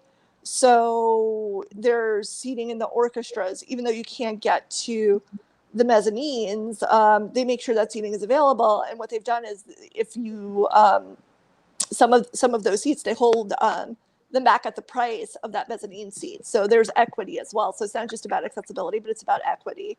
And I think in terms of having many friends, having many neighbors in the theater community and in the entertainment community, I do think this is one of the most open-minded groups of people, and one of the, especially, the smaller theaters where I think a lot of people are trying. And, for example, last year I completed the sketch writing program at the Bright Citizens Brigade, and their theater, yeah, it's not 100% ADA compliant, but they tried, and I could use the bathroom, and I could be in the audience. Maybe I didn't have, the pick of all the seats I would have wanted. But they also had a ramp, even though it was steeper than an ADA grade, that at least I could use to get to backstage when one of my sketches was produced, and have an actor with a disability actually playing the role of a person with disability because that ramp was there. So, by no means, does everything necessarily have to be perfect all the time. Everyone should comply with the law, but part of the law is when there's an architectural barrier, it's all about what you can do to overcome it to be as accommodating as you can possibly be. So yeah, I know that a 100-year-old building, that has historic status, maybe there's no way to get to the second floor, but have you done everything you possibly can to make what is there, what can be made accessible? That makes a lot of sense. I was just curious because I know even in the African American communities, there's always been a push to divide. I mean, we know there's a push to divide just around the world, and whether it's around race, whether it's around orientation, whether it's around gender, whether it's around whatever. And I really don't know the answer to this question, but is there like in the when people are talking, do they try to push to divide the disabilities? Is there like a push to divide between, say, those that are physically disabled and those that might be exercising more of the mental and emotional disabilities? And how are those push to divide done? Like, what ways do people have those push to divide? Because I'm thinking that there might be a push to divide among those that are the more physical disabilities that we can see. Because one thing, there's certain disabilities that you can automatically, that they're disabled. Like you referenced, Anna, somebody would see you in the wheelchair, so they know that you have something going on, whether that's like something that happened late in life or that happened at birth. They might not know that, but they would know that there was a physical disability. Whereas it's not until you have the conversation with Liz that you would know that she might have a disability. Yeah, and that's driven mostly by just the history of disability and the way that disability advocacy has come together. So a lot of the disability advocacy groups started out as being focused on singular disabilities, because what would happen is these would be charities or nonprofits where people would get together and fundraise because their kid had that disability. So, Right. they would be hyper focused on one thing. I think there's a little bit of a generational divide pre and post ADA that's very interesting because, the generation I see, Liz being, part of that younger, newer generation, there is more of a focus on disability as identity, and it even shows up in the language that we use to refer to ourselves. So, I'm on the cusp of that. I was 6 years old when the ADA was passed. But, traditionally before the ADA, the way and older people with disabilities would want to be referred to as people with disabilities. So that's people first language. So it's a person who uses a wheelchair. It's a person who is blind, and et cetera. A person with autism. Uh, but the younger generation, it's interesting, prefers identity first language, which are words like disabled or autistic, because there's more pride in that being a part of the identity. Whereas the older generation, because of the way that they were treated and because there was so much discrimination, and there still is a lot of discrimination out there, like that hasn't gone away. Because of the way that people are treated, we're ashamed of the disability and wouldn't want to disclose it or lead with it, or identify themselves that way. So yeah, definitely. And as that sort of pride in disability, so July, for example, is not only the month that the ADA was signed, but now it's become Disability Pride Month, which goes across every single disability out there. So there is this burgeoning movement, and the Pride Month started, I want to say, like maybe 3-4 years ago. Don't quote me on that. But it's a very new thing. And it's a very new thing where people are coming together from a cross disability perspective and realizing that we're only going to be stronger together. Together, there's, alone, there might be 1% of me. Together, there's 20% of us. Going back to the political question, that is a significant number that can't be ignored. So, 20% of the population, imagine that, as a politician, can completely sway an election, can completely make a huge difference in the bottom line of any company. And that's, one of the things too, is only recently have we started been featured in things like advertisements and seen as consumers. So, my personal policy is, and I'm very fortunate, I live in New York City where I have infinite choice, where for people in other areas, it might be more difficult to categorically say, if I see like a restaurant that's not accessible, I'm just not gonna, I'm just not gonna do business with them. I'm not gonna spend money, even if I'm, doing curbside pickup or I'm getting delivery. Because my feeling is if I can't get in, then my wallet can't get in. And, the more that, the business world and companies and stores and entrepreneurs see people with disability as a potential profit center, the more I think people will, be willing to make those accommodations that are so necessary. And along those same lines, I want to toss this to Cal, and then I also want to hear from Liz as well. But Cal, you're also not just running for the governor of Florida, but you're also a religious leader. So I was wondering, there in Florida, how do you think that y'all are doing in terms of, particularly in the AMP movement, in terms of making sure that the churches are accessible to those of your parishioners that are handicapped and things of that nature? So how do you think that the overall church is doing? That is one of the reasons over the last 15 or so years why our church has happened there. The individual I told you about earlier with the scuba diving is a person who falls in that category. And he has really pushed the issue. There are several churches that he was given appointments to. And because those churches were not accessible for him to get in, they had parsonage, they weren't accessible for him to get in. And his point was, how can I go here and I can't get to work? If I can't get inside here, if this is an old building that's 100 and some years old, it's a very nice church, but I can't get to work. So then it began to be limited to having to send him to churches where they had accessibility. However, and our Bill of Rights, you have to be sent to a church equal or better than what you had before.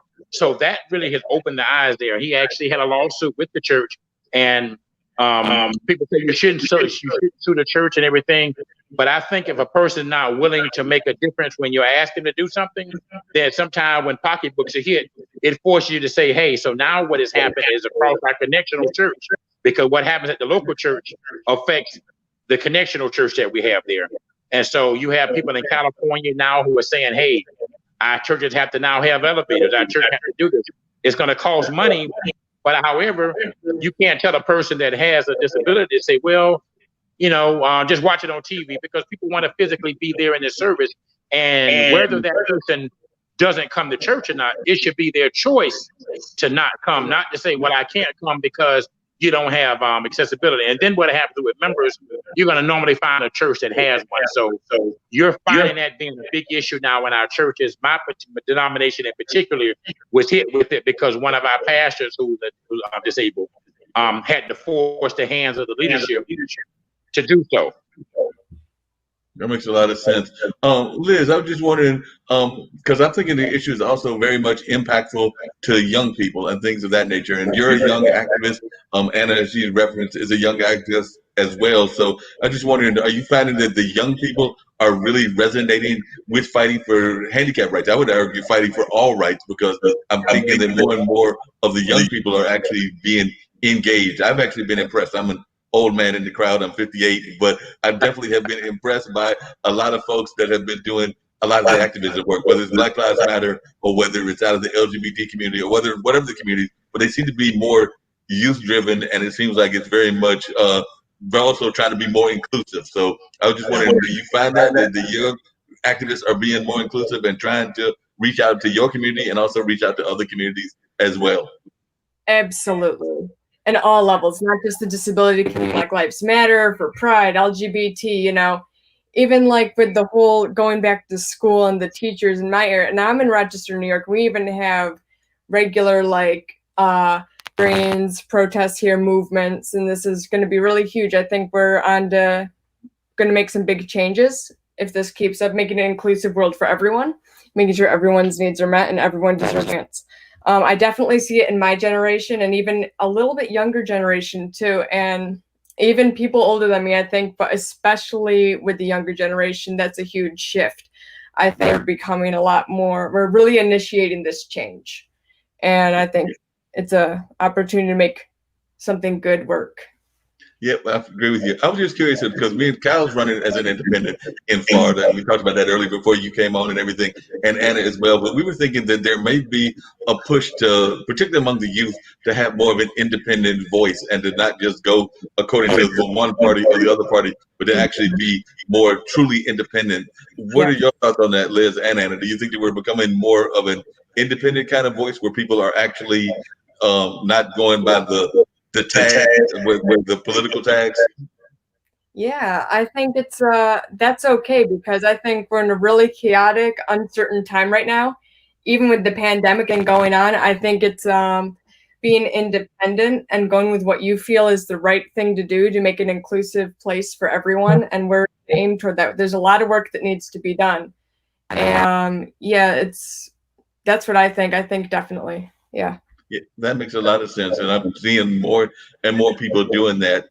For both Liz and Anna, what is the to those that are able, whether that's that have whatever that defined definition is? I'm actually of the opinion that we all have a disability of one form or another, or of one sort or another. But that's just my personal opinion. But it might fall somewhere in those categories. But I think that we all have certain things that might be considered different about us, and I think that's what makes us all wonderful people and wonderful humans and things of that nature. But that's just kind of my attitude. But for those that are quote unquote able, what kind of things would you say that they can do to kind of like make your life better? And then I would also be curious to hear both from you, Anna and Liz, how specifically is the virus impacting y'all? Because like I said, I know that it's impacting the world, but I'm thinking that the impacts have got to be different. You alluded to it a little bit, Anna, but I would like to hear more specifically how it's impacting you that might be different from the, say, the average citizen, and you as well, Liz. Mm-hmm. As a pandemic, my virtual network expanded in ways I never thought would imagine through lights, camera access, Easter seals, connecting with Anna, all that stuff.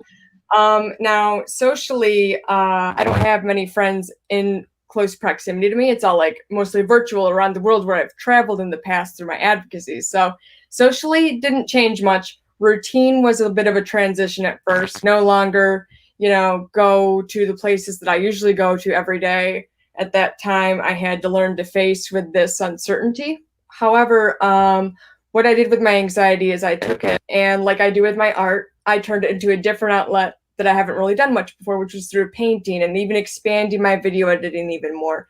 And my creativity really it shifted and became much more dynamic because of the pandemic. And I couldn't, work as many hours because I'm an art teacher too for all ages and abilities at a creative arts center. I'm an art instructor, and just going to the whole virtual setting, it was rough, but it was definitely manageable and doable. Like different operating systems, right? You give it the patience and the insight and the support and push yourself out of your comfort zone and show you that you can do it. It was hard for a lot of people, especially teachers, making that shift, but we've proven that we can do it. Definitely. And Anna, how has it been different for you and everything? Yeah, so like I said before, I'm in New York City. Unfortunately, we in the U were the first in the U.S. to really bear the brunt of the pandemic, and early on, it was difficult. I had a certain lifestyle that became very different, where I wasn't going out to all these cool restaurants anymore and meeting up with friends. And the work from home actually has been fine. I love working from home. I love not commuting and not dealing with that. Although my commute wasn't terrible most of the time, but still, that time back meant that I could do other things. My experience, I've been working full time this whole time, and filmmaking is my passion. It's something I do in addition to my day job. Because of the nature of my day job, I actually had to work a lot more, especially early on, because of the pandemic. But it was a great honor to be able to help with the response. and just feel very fortunate. I have a roof over my head from the comfort of my own apartment. There weren't food shortages, all those things. But yeah, there were certain things that were more difficult. Like I didn't leave my actual apartment for 2 months at all, which was difficult. I still had friends over Zoom. It was definitely harder to get things like deliveries, but I'm so thankful for people in my building who would bring packages up and were really supportive in that way. And I got through all of the Marvel movies on Disney Plus I was hoping to see, so that was a positive. And like Liz said, creativity wise, it was a great opportunity of also, that time I would have been spending doing other things. I was able to get involved in this competition, which I'd wanted to do for many years, and just it had never worked out time wise. And I do want to say that this competition, something that I didn't mention before, the Easter Seals Disability Film Challenge, is a time test. So they give you 6 days to complete a whole film, start to finish, and then a week to promote it. And we actually started out making a completely different film. So we only had 3 days for. So everything that you saw in the film, we produced that over the course of 3 days. And I think it just goes to show, I think a common quality that people with disabilities have, which, is very much a positive just in life and in the workplace, is adaptability. So we ran into a roadblock and we decided, what, we're going to do something else because, hell or high water, we're going to have a submission. We are going to have an entry into this contest and we're going to do it. And, luckily Liz has this amazing story that we were able to turn into a piece of cinema. And so, the thing that we, started out working on that I do want to mention as an impact of the pandemic on people with disabilities is just the concern that a lot of people in our community have that if things get really bad where the hospital systems are overwhelmed and medical staff have to start making decisions over who gets certain life-saving treatments because there's more people than there is capacity. How will they treat people like us? How will they value our lives? Will they look at, someone like me or someone like Liz and make a judgment based on the labels? Or will they see that we're as valuable as other people our age? Because, to your point, thank you so much for including me in this group of young people. I'll take that. But like one of the last things that I did before I left my physical office, which might seem a little paranoid, is I grabbed a stack of business cards because I in the back of my mind I thought, what if I end up in the hospital? What if I get sick? How do I show the doctors that I have some kind of worth? And not to say that someone's job is their whole worth, but people do have biases. Because I know that was a concern even in the early days of the pandemic. Was that it was a fear that while people were catching COVID and dying of COVID, and yes, we know that those figures are horrible, that certain people with other disabilities and other physical ailments might get shortchanged, and that they might not get the kind of medical care that they usually would get in a non-pandemic era. Have you run across that, or have you heard about that happening? Because I do know that that was a concern that some people had. There was a fear that the pandemic would kind of like take the lead in the sense of being what folks would be concerned about. So like if somebody was coming in for a heart attack or a stroke or something like that, that they might not get the attention that they normally would get. Yeah, for sure. That concern definitely exists in the community. That was not my personal experience, but kind of going back to what I was talking about before, there is a case out of Texas where there was a man in Austin, quadriplegic, name is Michael Hickson. He contracted COVID, ended up in the hospital, and the doctor told his now widow that they wouldn't be pursuing aggressive treatment for him because they felt that he had a low quality of life. And this is someone who, he had been I believe he had a medical issue that caused the paralysis. And on top of that, he had some brain damage. But, there are videos of him on YouTube that she's posted where he's singing happy birthday to his kids. This man had 4 children. He was 46 years old. You know, who knows what have happened if he had gotten that life-saving treatment, and if, you know, they did all they could, but instead he was denied food, nutrients, and water for 6 days, and you know, very unfortunately passed away. So, you know, that fear is not completely unfounded, because that did happen, in this particular situation in Texas, and it is deeply concerning to the community. Good. Were you going to add something, Liz? Yeah, I think that people are really quick to judge others based on a label or diagnosis. My fear too is that they won't see people like me or other people with other neurodiverse or mental health conditions or even physical disabilities. They won't see us for who we are. They see us for a name on us, and we're so much more than that, because everyone deserves that chance, that equality, and that care. And we want others to know, like especially doctor caregivers, you know, higher ups, that, you know, we're human too. Yep, I would definitely agree with you on that and everything.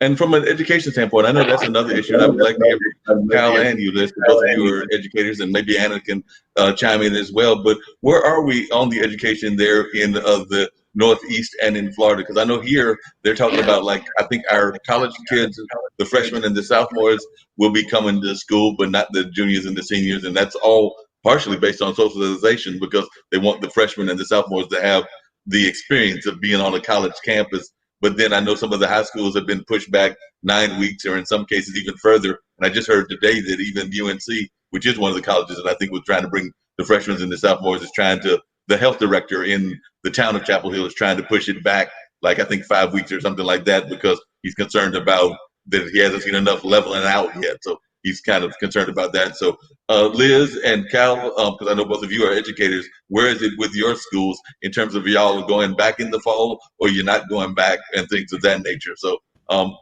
start with you, Liz, and then go up to Cal. Sure. I think each school is doing a variety of things. It depends on the district and the location. I know a couple of colleges in New York City, like my brother's going to Columbia actually this fall. And some professors prefer to do in person and are doing just virtual. It's all preferential. However, in a couple elementary school districts, one's doing virtual only. Some is thinking about doing a hybrid plan where you go for 2 days or something, and then others the other 2 days and you get Wednesday off. It's really chaotic, and it's not as consistent, at least in my area. I don't know about the other states as much. I know that Georgia, they're having everyone go back like before, and I think that might have some really intense consequences depending if everyone doesn't follow the guidelines. So that's my thought. I think it's not as consistent as it can be. And Cal, what are they doing there in Florida, as far as you know? How are they handling it? Florida, everybody is passing the buck right now. It's a situation where you have the governor is saying it's up to the county commissioner is saying it's up to the city commissioner is saying it's up to the superintendent is saying it's up, and somebody needs to stand up and say, you know what, this is a situation we've never been in before. We don't know enough about it. I know it's going to make some people upset. It may cause me not to be reelected in the next term, but somebody needs to make a decision to say, you know what, we're not going to open up our schools right now. We're going to do everything virtually. I think it's a bit of an adjustment to have to make.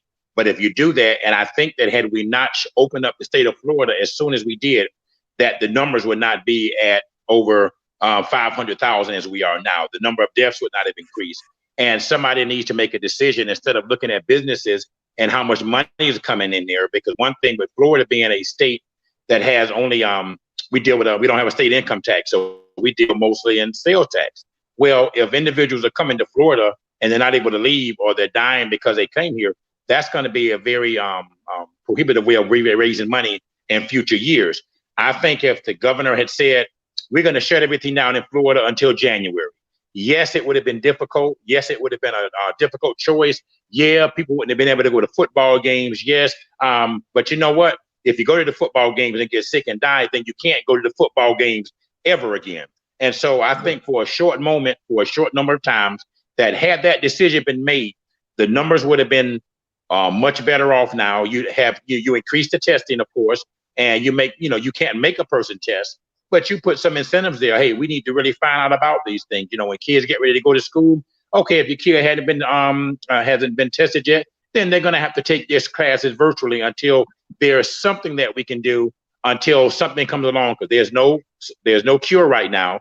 And we do know the more people that hang out and go social distancing, that people are catching it, because people are not, they're not, I think some people just aren't fearful, and they feel really it's not going to happen. Unfortunately, the last 2 weeks alone, I've had nine very close family friends and family to die over the last 2 week period. I think I was supposed to be on this show last week, and I had 2 funerals, and I couldn't make it here. Right. And so, it's something very real. My wife was a nurse, so she's on the front line. So we come back and we talk about that every day. And she's my wife's also a cancer survivor, so that makes it very difficult when I go out and I only go to stores and come back. This is how I'm campaigning right now. I'm not doing door to door. I'm not going to events. I'm not hosting major events. And I've made that on my social media, that everything I do now is going to be on social media for at least a minimum of the year.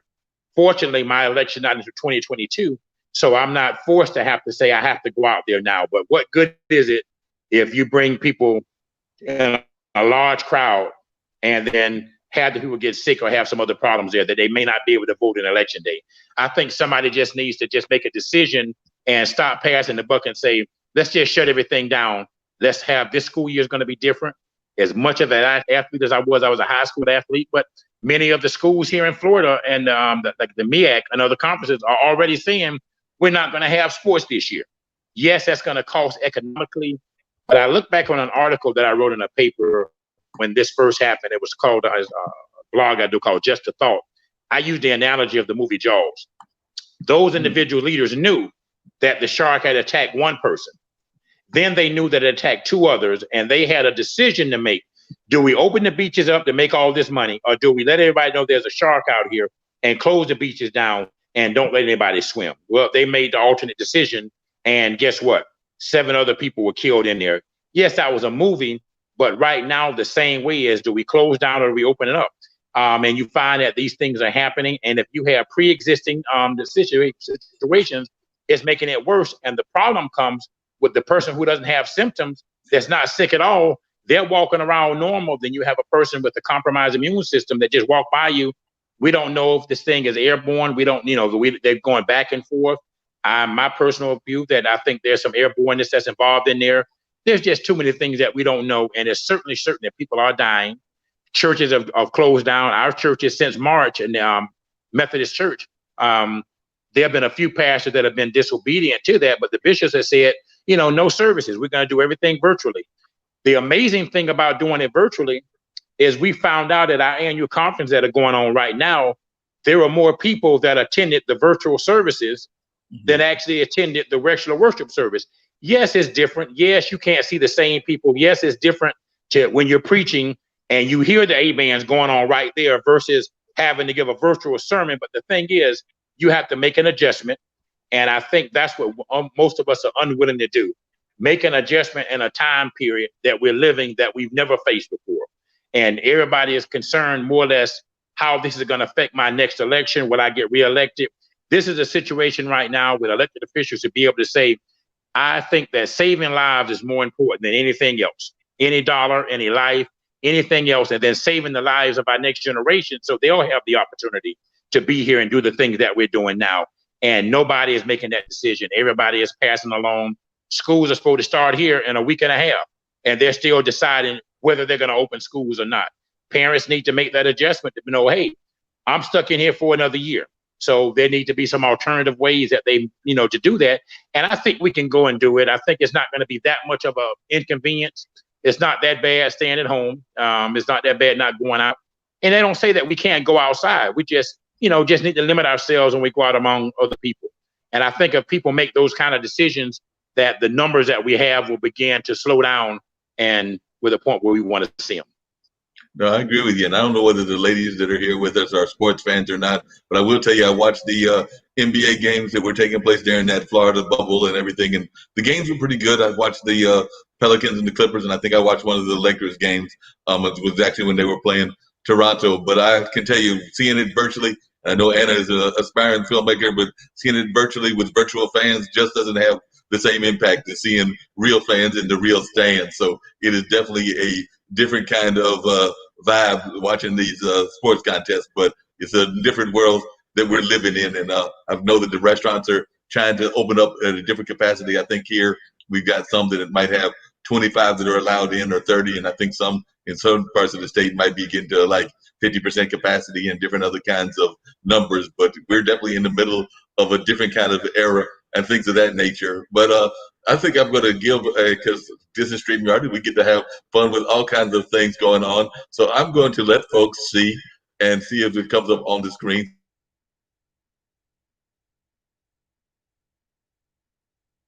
So that's the tech stuff, but I'm going to try to bring some of Liz's work up because we've been talking about Liz and the paper bag comic. So I was trying to bring it up and see if we can get it up. There we go. There we go. So there, folks can see a little bit of your works and things of that nature. So definitely, I wanted folks to have a chance to look at your work and things of that nature. So wanted folks to get a chance to see a little bit of what you are all about. And by the way, these are some amazing works that you have up. So definitely wanted to show those, and I might try to go to the screen and see if I can hit the screen and share some more. But definitely, I was impressed by your work and the things that you're doing. So I'm gonna actually hit play. There we go.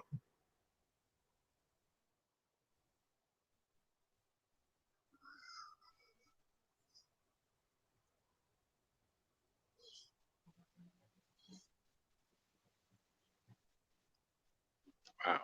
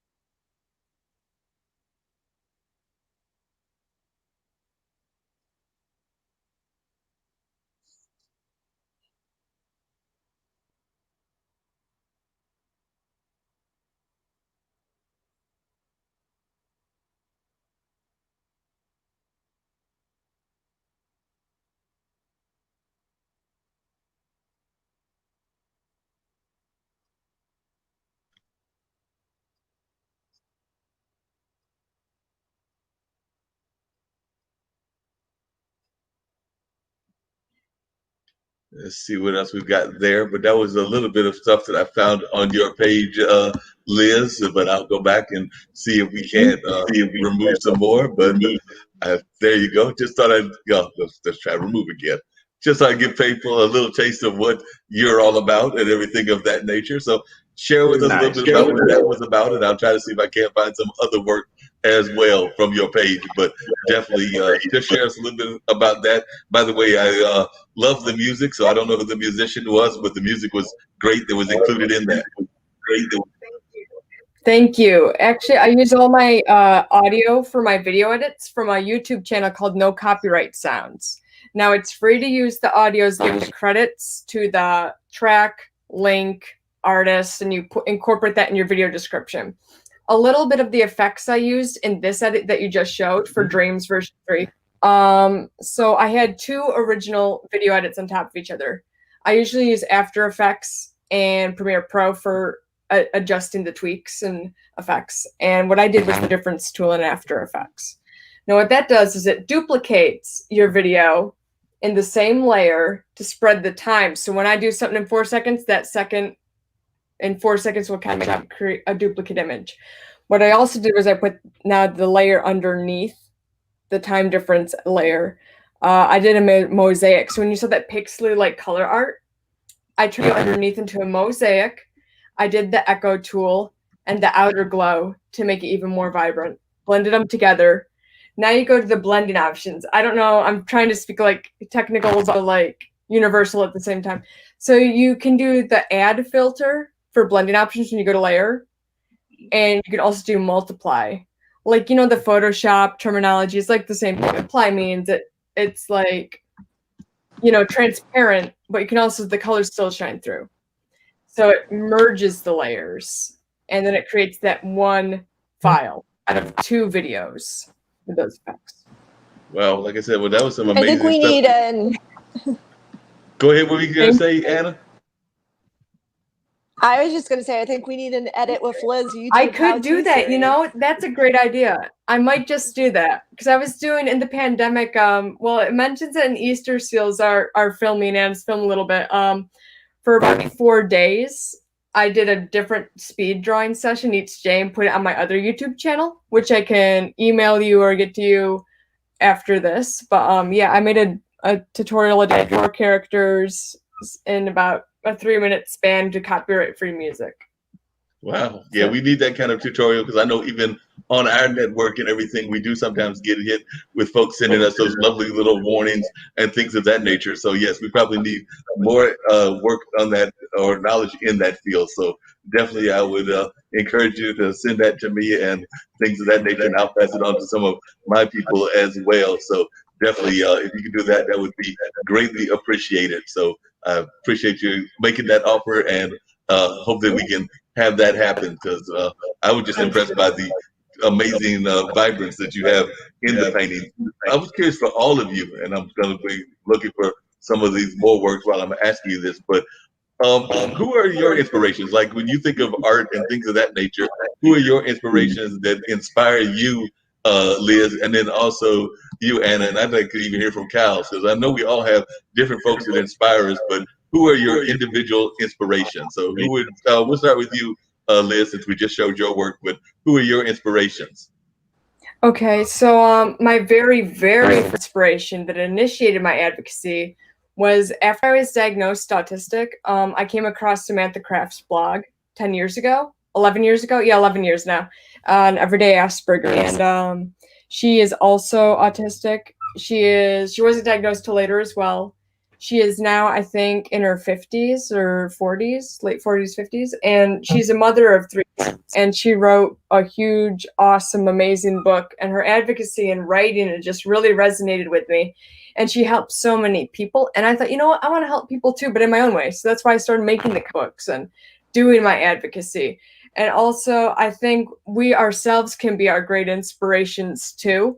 Because, okay, I did this today even though I didn't feel like it. I tried this even though it terrified. I got through it. I showed myself I'm stronger than I think I am. And also, what also inspires me is my relationships and connections with others.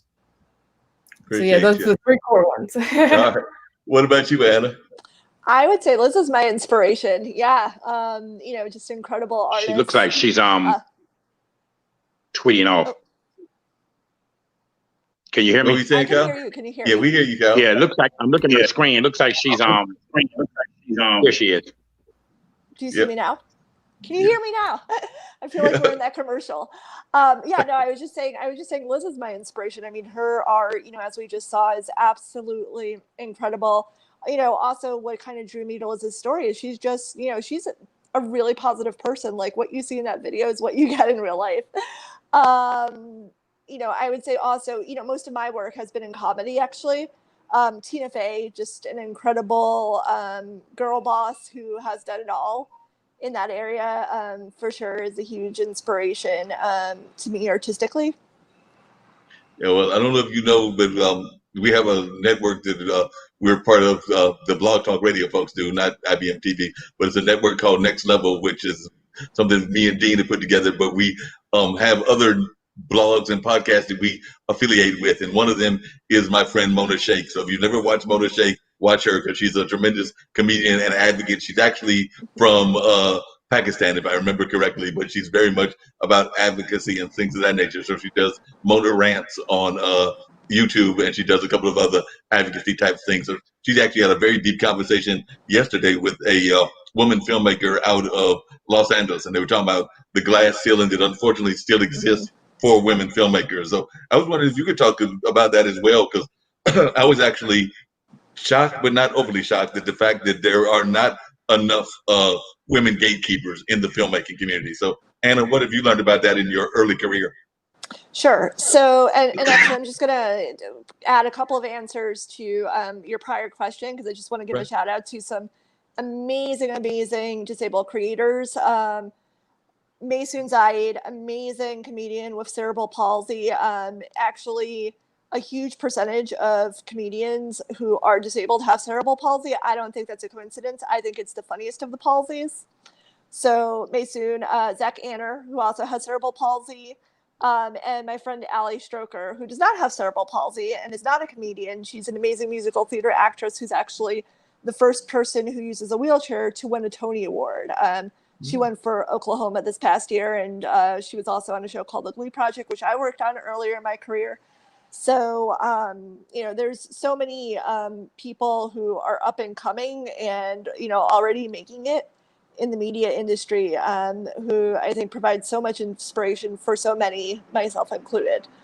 To answer, the glass ceiling question, it's interesting. I spent a number of years working within the cable industry, and for sure, the positions of power, are held by, exactly who you think they would be held by. But, I had the really great experience working with some really great female leaders. Jennifer Kavanaugh, who hired me back when I was at NBC, is an amazing leader. She now works for the Philadelphia Eagles, where she runs their whole marketing and media operation. Just an incredible mentor, speaking of mentors. And women like Lisa Shaw, Bonnie Hammer, who really have done an amazing job leading the NBC University cable portfolio, for sure, I think serve as great examples.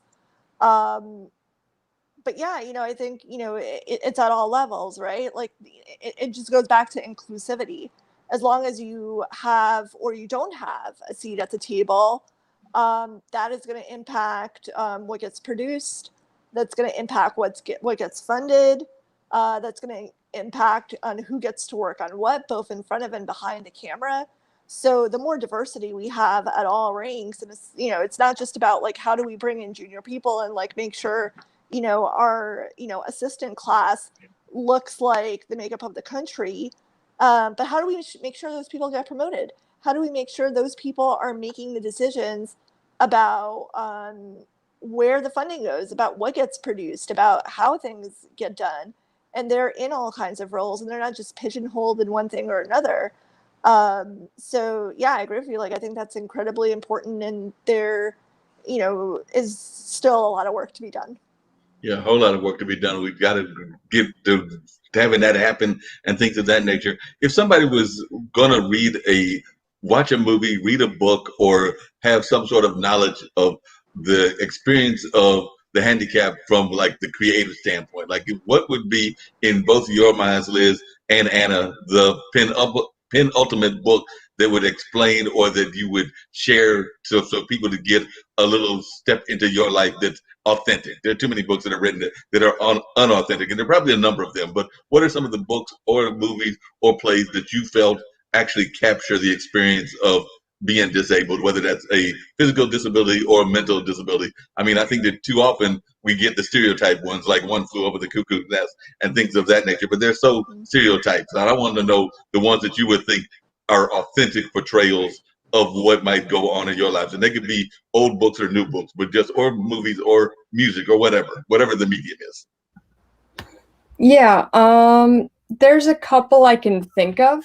One's a TV series count, because I have a TV series that addresses some issues that need to be taken care of and amended even more so when it comes to employment and disabilities. Voyables aired on A&E last year, and it's about how diversity is an asset in the workforce. It's about encourages people to give others who are autistic, Tourette's, any label, give them a chance because they deserve it. Works like everyone else. And I actually, it was actually with Anna's mentoring at the LCA event last year. I got the gig to make the social media ads for this show and the art. And that's what she introduced me to Sean Hollenbach. But yeah, I think The Employables is a good start. There's a couple others. The Good Doctor I heard mixed things about, and I haven't seen enough of Atypical yet. But I think we need to really get to the matter of those issues and give everyone a chance, especially in employment. Definitely. Are there any that you can recommend, Anna? Yeah, for sure. I think, number one, Crip Camp. It is an incredible documentary on Netflix, actually produced by Barack and Michelle Obama, that talks about the story of how the ADA came to be in the first place, and amazing advocates like Judy Heumann, who is just such a force and such an inspiration. And also, going back to the conversation about intersectionality, just a fun fact is, part of that story too is that allyship and that partnership between that community and the Black Panthers at that time, back in the 70s. They were bringing food to the disabled advocates when they were out there blocking buses to get, buses to be accessible.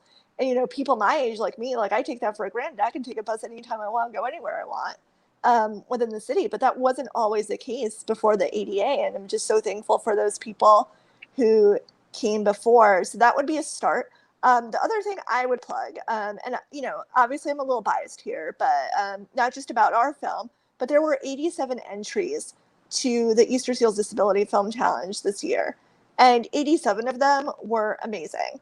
So I would watch all those films. They're short films, really easy to watch, and they're documentary films, and they cover all sorts of disabilities.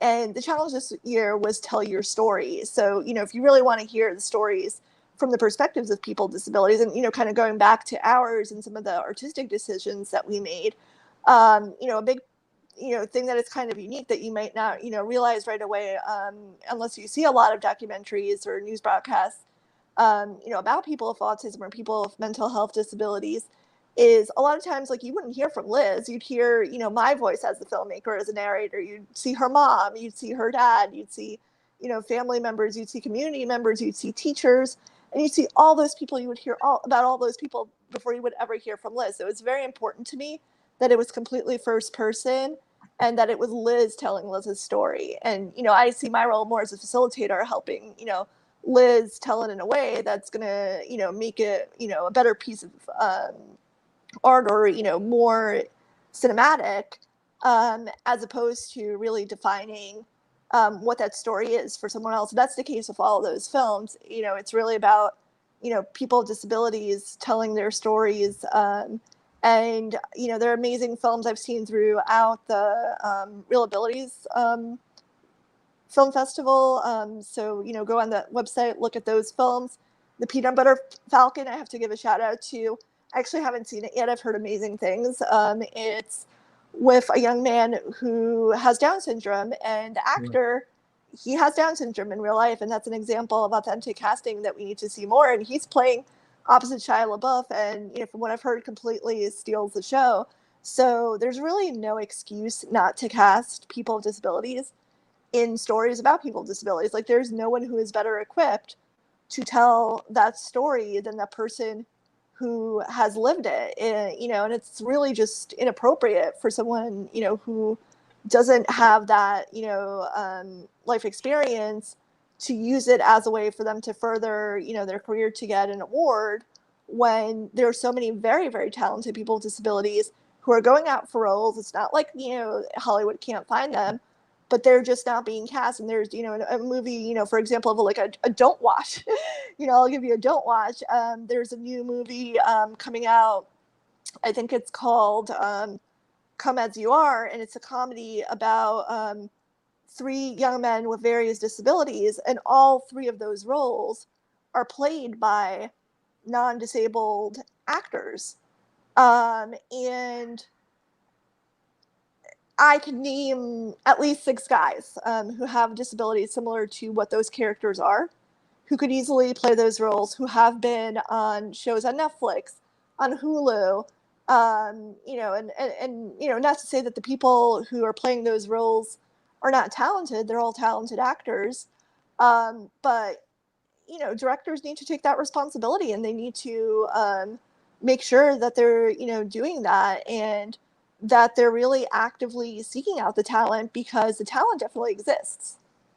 Yeah, I think the talent fits, and I'm actually a member of the Triangle, which is the area here, Raleigh, Durham, Chapel Hill, with the Triangle chapter of the National Association of Black Journalists. And I think that we also need to do a better job of actually having handicapped or disabled representation in the newsroom as well. Because I can't even, as you were talking, I was trying to think of a news reporter that actually identifies in their disability, and none was coming to my mind. I'm sure there may be one, but I couldn't think of one. But I'm like, if we're going to have representation in the newsrooms of gender and orientation and race and other things, we need to have this part of society represented as well. It's part of society, so I don't see why they can't be represented in the newsroom also. So I know that that's something that I think that we need to have more of, is that kind of representation in the newsroom.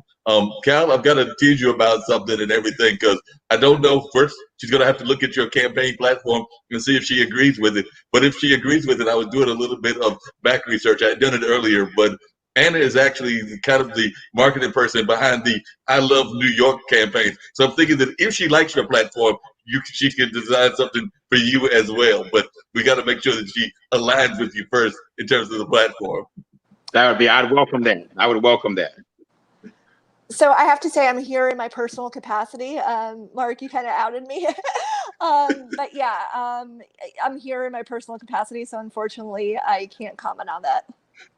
Understood. I was just teasing you and having a little bit of fun with it and all of that kind of stuff. But I do love that campaign and everything. So I do know that that is a great campaign. And I also, even though I've not been to that city in a while, I do like that environment, particularly for its cultural environment. I was actually talking to a cousin of mine, and we were teasing about that because for a long time he lived in Jersey.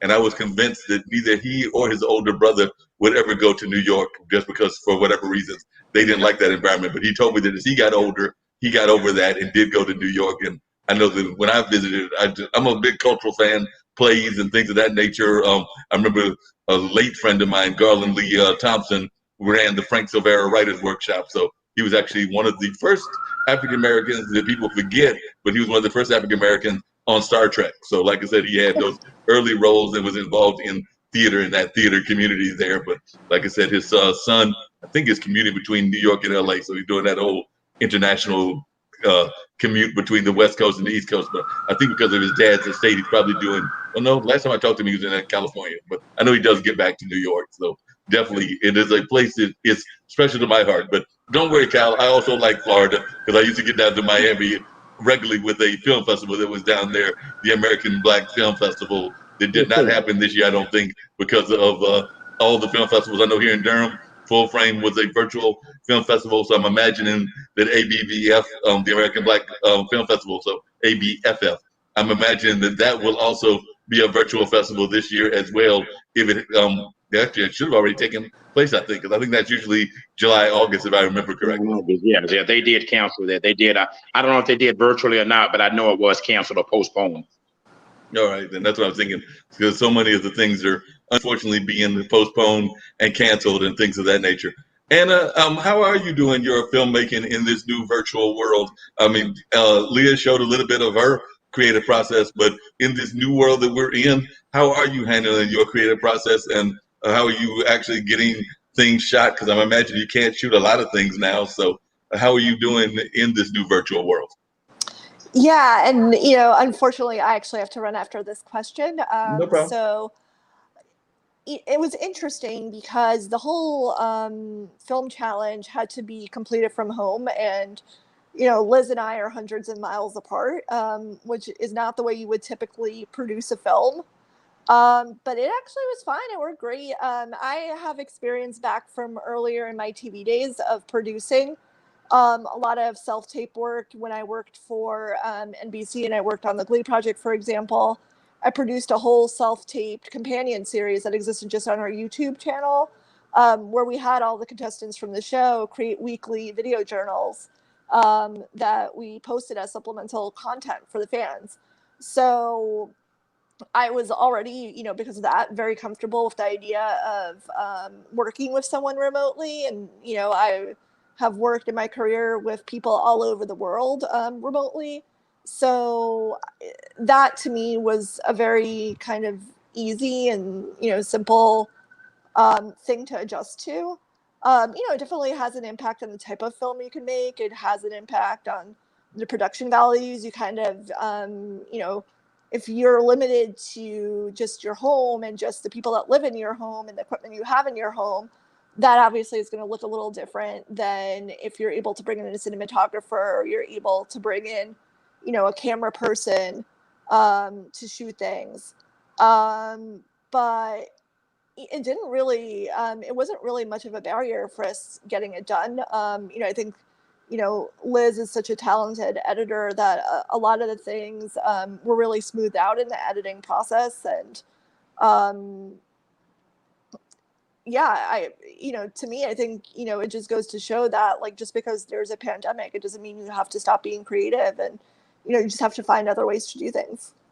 All right, and I know you got to bounce up, and we're actually ready to wind up for everybody very shortly. But and you can bounce off first and everything. But Anna, before you leave and everything, could you tell folks how they can reach you, whether that's through social media and things of that nature? And one of the things that I like to do on all my shows is give people a chance to give a word of encouragement, whatever that word of encouragement might be, because that's one of the things I believe in is the power of positive thought and positive affirmations and things of that nature. So, one, tell folks how they can reach you social media wise, and then I would love to hear your thoughts that are positive thoughts to help inspire people and things of that nature. Yeah, sure. So I am at Annotated on most social media platforms. That's ANNATATED. And my positive thought is, whatever it is you think you can't do, don't think that you can do it. And I think especially now is the time to try new things, to learn new skills. I mean, I know Mark called me one of the young people, but I am an elder in TikTok terms, and I learned how to TikTok during the pandemic. And it's just a great time to learn new skills and to pursue creative things, because a lot of those things you still absolutely can do no matter what. I think if you just put your mind to it. Thank you. I appreciate that. Great advice. And I think that's some really powerful advice to be given and everything. So I will definitely be reaching out to you again. You are a great guest. I know that my friends at the IBM.TV network, which is this kind of creation that is a mixture of standard podcasting and using StreamYard, the internet kind of feel. So that's what they're trying to do, is outlay with all kinds of programming. So I might be reaching out to you to see what kind of things y'all want to put on this platform, because I know that Nick and Kim are always asking me about content and things of that nature. So I know that they would be willing to do that. They've got Rev Share Films and Henry Morales that is talking to them about showing some works and things of that nature. So they are open to filmmakers. They're open to creative outlets and things of that nature. So just know that you will probably be getting more emails from me and more conversations. And I was so glad to meet you through Sri and through Sri's kind of programming, because I've become kind of partners in crime with him and his Digimentors group. So it was great meeting you through that, and now having you on my platform. So it was great meeting you here and actually having a chance to have this conversation. And you were an amazing guest. So I just want to thank you for being on the show. Oh, thank you so much. It's been an honor. Thank and you, Kyle, it was great to meet you. Good luck with the campaign. And Thank Liz, you. great to see you as always. I'll talk to you soon. Great to see you. Bye. Thanks again. Appreciate you. Awesome. Cool. Real quick and everything. She's there. She goes. So we're winding down and everything. But Kyle, for those that have been watching, we talked about a lot of different things. Definitely earlier, before Liz and Anna came on, we talked about politics and things of that nature. But for those that are watching, and we have folks watching from around the world and everything of that nature, what would you say are the key campaigns that you are, the key things that you are interested in terms of your issues that you're interested in having? The three things I would say: education reforms, environmental issues, and criminal justice reforms here in Florida. I'll start with the criminal justice reforms. The criminal justice reforms here in Florida, right now, there are a lot of about 4.1 million people that aren't able to vote because they have gotten in trouble as a youth. They got in trouble at 18, and now they can't get their right to vote back. That rule has changed constantly over. Every governor has a right to change how that rule is given back. It is personally important to me because at the age of 18, I fell in that category. I was wondering, right out of high school, I got in trouble, got put on probation for 2 years. But at that time, the rule was when you finish your probation or any of your timing, your constitutional rights were automatically restored.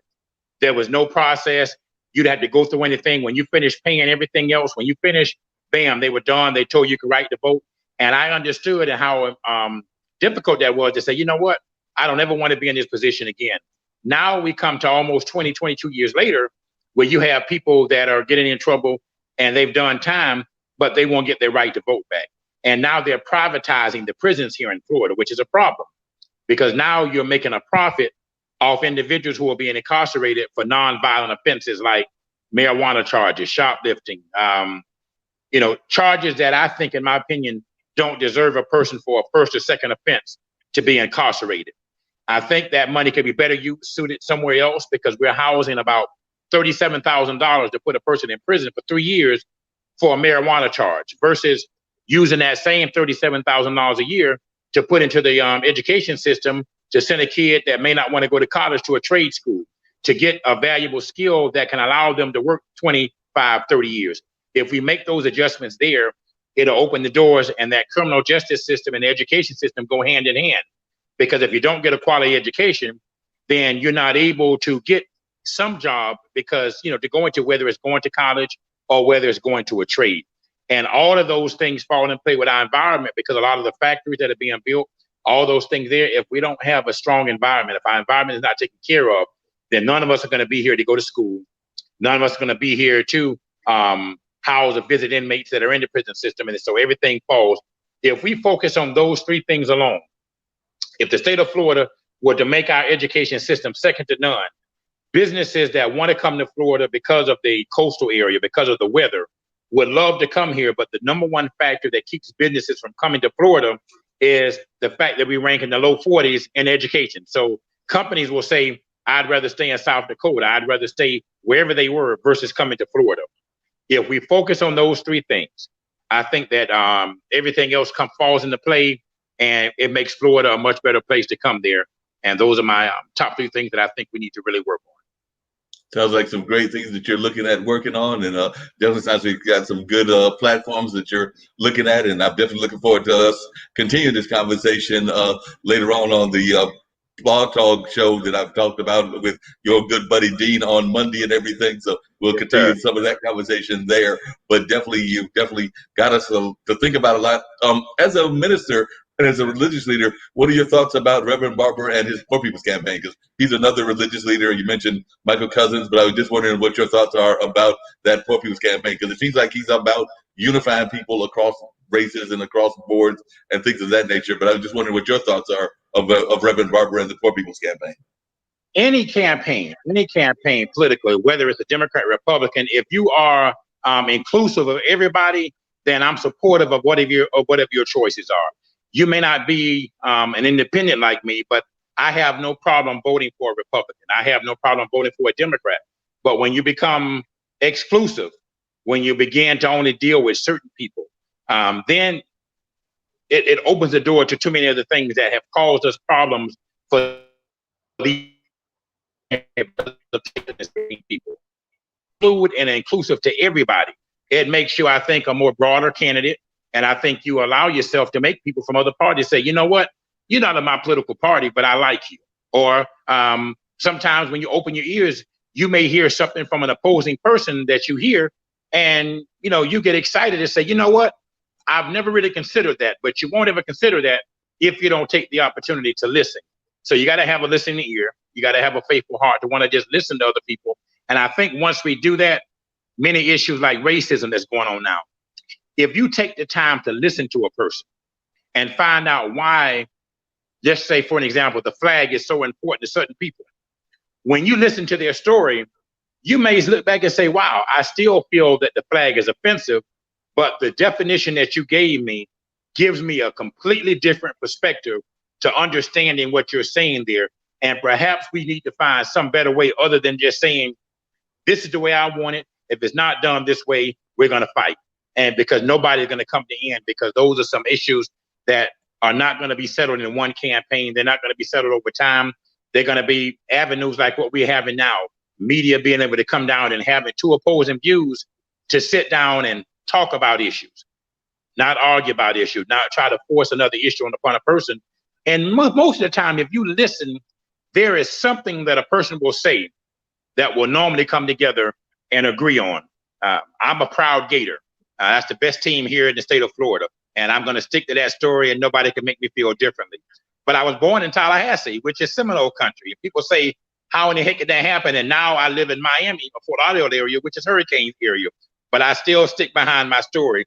But we'll never agree to which school is better. But the one thing we can all say is that all three of the schools have three of the best programs in the NCAA. And so once we begin looking for areas that we come together on, we begin to work on those things where we disagree. And most of the time, we normally agree on more things than we disagree. But it just takes the time to be inclusive and just having an ear to be a willingness to listen to the other side. You're very much right about that. I'm actually went to Marquette, so I don't have a dog in the fight. But here in the Carolinas, we got folks that are UNC fans, folks that are Duke fans, and it's kind of like y'all's rivalries there in Florida among the football teams, and even in the HBCUs. My brother went to North Carolina Central and did both of my parents, and that does not go fly that well with the Aggies of North Carolina A&T. So we definitely know that those rivalries exist, but oftentimes they do cross boundaries, and they have discussions when they find a common cause. So I would agree with you about that those common causes are oftentimes what brings people together. So that's great that you got those kind of thoughts and everything. Same question I asked Anna when she was on and everything, which is, how can folks reach you to learn more about the campaign that you've got going on? Your particular race won't be till 2022, but how can folks reach out to Cal Casey Gibson to learn about his campaign, and also what kind of words of encouragement would you give to people in general, like whether they're running for political office like that person gave you, and I believe you said you were in the 3rd grade, or whether it's somebody that's an older person that's listening that needs words of encouragement. So 1, how can folks reach you on the social media, and 2, what words of encouragement would you give? Everything on social media is easy. Kyle Casey Gibson, whether it's KyleCaseyGibson.com, Kyle Casey Gibson for Twitter, Kyle Casey Gibson on Facebook. I figured it's easier that way. So if you just put it that way, hey, you keep it simple. Don't change everything there. So Kyle Casey Gibson. If you type that in anywhere in social media, you'll pull up all of my pages. Some that I don't use as much, like LinkedIn. I'm trying to get in the use of doing that one, but everything else, it'll pop up there. So just Kyle Casey Gibson. One of the things I would like to encourage, there's a poem, it's called Somebody Said It Couldn't Be Done. The last few verses of that are 3 things that I always lift up. And it says, there's thousands to tell you it couldn't be done. There's thousands to prosper failure. There's thousands to point to you one by one, the dangers that wait to assail you. But just hold up your chin with a bit of a grin, and next thing you know, you'll go to it. And the next thing you know, you'll tackle the thing that couldn't be done, and you will do it. That poem has been an inspiration for years, because it talks about being in a situation where people say you can't do it. People saying you shouldn't even start, but it just tells a story, and the poem just rolls off your tongue. And so if you just look that up, Somebody Said It Couldn't Be Done, get that whole poem. That's one of the things I kind of read to myself after my scripture. And I think that would be a motivating encouragement. And whatever it is you have in life to do, don't ever let anybody else discourage you from doing it. Just go out and do it, because you know what? When you, as Governor Rubin Askew said to me, when you get to be an older person, you look back over your life, at 85, 90 years old, you can't run for governor of Florida, because it's too many things that have changed over that time. And you don't ever want to look back over your life and say, I wish I would have done that, but I allowed somebody else. Because normally the person who is telling you it can't be done is the person that's not even attempting to do it. So you just have to go for it.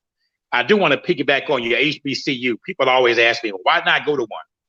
My mother graduated from FAMU. My daddy graduated from Bethune-Cookman. When my daddy graduated from college, he worked at FAMU. My mother, when they divorced, worked at Bethune-Cookman. So I had both HBCUs in my blood, but every November when the Classic came, it was a very hostile environment in the household. And they were putting shoes, say, are you going to FAMU or are you going to Cookman? I said, neither. I'm going to go to the University of Florida. So I didn't worry about that fight, and I got out of it. So just be wise in your decision making, my brothers and sisters. That makes sense, and I did the same thing. I did not go to that HBCU. Central was on my list, on my short list, but I, like I said, went to Marquette there in Milwaukee, Wisconsin. So I definitely went to a PWI, predominantly white institution. So definitely, I know what it's like to go to those kind of universities. Like I said, I didn't do the frat life there, but my good friend Ruben Anthony, who actually worked for state government, and I think he may either be retired out of state government or he's in the process of being retired because he's done that work for a number of years, ever since we graduated back in 1984, is has a long history of being involved in Wisconsin politics. So I've got to find out what he's doing in terms of his political career and whether he's still involved. But and he's actually from the New York area. He's from Yonkers, New York. So I know he was there, and a number of other friends were going to Marquette. So and of course I was there with Doc Rivers. A lot of folks that follow basketball know that he's the coach of the Clippers. Sir. So I'm actually rooting for him to pull off an upset of the Lakers. So all you Laker fans, get over it. I'm rooting for the Clippers in this playoffs. So we'll see what happens. Michael Cousins was there in Wisconsin as well. When he left Florida, he pastored there in Wisconsin before going back to North Carolina. I did not know that. So yeah, he's got those Wisconsin ties. Howard Fuller is also an activist, a lot with charter schools, but he was actually a civil rights activist, and he's friends of myself as well as my parents, and he definitely has got ties to Durham and Wisconsin and around the country, because I know he's a big time supporter of charter schools. So I do want to thank you for being on, Cal. Like I said, we're getting to wrap up, but I want to bring Liz in for some final thoughts as well. And I also have to give an apology that she can pass on to Anna, and I'll tell her what that apology was, because I was reading my chats and comments of that nature and everything. But definitely do know that we'll be looking forward to hearing from you on Trade Talk with Dean and Mark on Monday, and I'll send you, that won't be this kind of environment where folks can actually see you. They'll just hear your voice, but we'll have that conversation on this Monday, and I'll send you that, and we'll continue this conversation. And like I said, in that case, you'll have a chance to jump in with your frat mate, since I know that you and Dean do share the same frat. Yes, sir. Sounds good. Appreciate you. And like I said, we'll be having Cal come back and join us on our Monday Blog Talk radio show, which is Straight Talk with Dean and Mark. And we're definitely looking forward to that. Liz, like I said, we're winding down everything, and I do want to hear from you as well as we wind down our little dinner parties. You can see we've got the dinner plates, because this is the online dinner party with Mark Lee. That's what we started calling this particular show, and everything like that nature. And by the way, it's almost dinner time for me, so I know it's probably dinner time for you as well. So you're probably going to have to rush off and find some food. I know I might have to rush off to a restaurant. I'm lazy that way. I don't do enough cooking, so I've got to probably run off to a restaurant. But in the private chats, Anna, I know that a couple times that I was trying to be, try to be politically correct in everything that you say, and I slip out the word handicapped a couple of times, and you said that is not the best terminology. So I do want to apologize to both you and her for using that wording and everything. So I know that it is not the correct term. So I think the term that most people like to use is disabled, or there's some other terms that you have used and everything, but I know disabled is the more politically correct term, and the one that is more widely accepted within the community. So I let that negative terminology slip out, and I try to be very careful about that in all things I do. I mean, I'm an American male with some black, with some Native blood in my history as well, and as I mentioned, I've got my own disability, so I would fall even in that category. So I apologize for using that term, and I will not do that anymore. I will pass it on to my other cohorts within this network, that we need to use the term disabled and try to get away from handicapped. Are there any other words that are used in the neighborhood and in the community? Because I do know disabled is probably the more preferred one. But yeah. More Well, thank you for clarifying that. I know your intent was good, and I'll pass the message on to Anna. I'm just really grateful I got to share my message with you all. And I think, like I said before, it's not always the label, is the intent behind it. So, and your intent's good, and thank you for clarifying that. And yeah, what I want others to know is that your greatest challenge can also be your greatest gift, and that you're much better than you think you are. I want everyone to know that. No matter what label you got this. I appreciate that, and I definitely know that as well. Also, could you, and we've got backwards, so I might have to repeat that message one more time. But how can folks reach you? I know we talked about it. I know that it's on the tag and everything, but just share how folks can reach you and how they can see more of what I showed. I did show that one clip, and I may show one more as we go out. But how can folks reach you? How can they learn more about what you're doing and just follow you and your career? Yeah, you can reach me on Facebook at Paperbag Comic, PAPERBAG space then comic COMIC. You can also find my email and contact on paperbagcomic.com, Twitter at paperbag_comic, and on Instagram too. Same handle. That sounds great. Well, I look forward to finding ways to share more of your voice. As I was telling Anna, the same goes for you, because I know you're constantly working on creative things. We've actually got some friends of ours that are doing a show. It's Zach, because we actually joke that it's the younger Zach. My friend Zach does a funk music show, but there are some younger Zachs. I think they might be in their 20s or 30s that are doing a show, which is basically about creating an idea. So they're showing you on their platform and their TV show how they're going about creating an idea. So they were actually creating what I call an anti-hero comic. So like an anti-hero comic book. We live in a village where heroes are actually not treated with the most respect and things of that nature. So they were in the process of creating that on their show that airs on their work. It's got scream in the chat. I don't want to say scream or something like that, but getting your idea out and going through the process of whiteboarding. I know many of the creative people will know what whiteboarding is. They're actually going through the process. All kinds of projects, but that is the gist of their program. So whether it's on that program or whether you decide to create your own, as you know, IBM.TV is about creating a platform for those that don't have a voice. We know that oftentimes, as we talked about with Anna, as we talked about with you, those that are in the community, those that are in the minority community, those that are in various people in certain sports communities aren't recognized as much as they should be. Because one of my producers is Ankin, and he's out of India, so we're thinking about doing some programs around. We've got another number of programs around chess, because chess is not always seen as something that you would see on these kind of platforms. Like you turn on ABC, you would see a basketball match. So trying to reach out to people have their voice being heard. That being said, if y'all create something, whether it's a comic book show or there's something else, we do know, and I think I can speak for them because we are having regular conversations, that we would love to have you share your talent, your voice on a regular basis. So just keep that in mind. Thank you very much.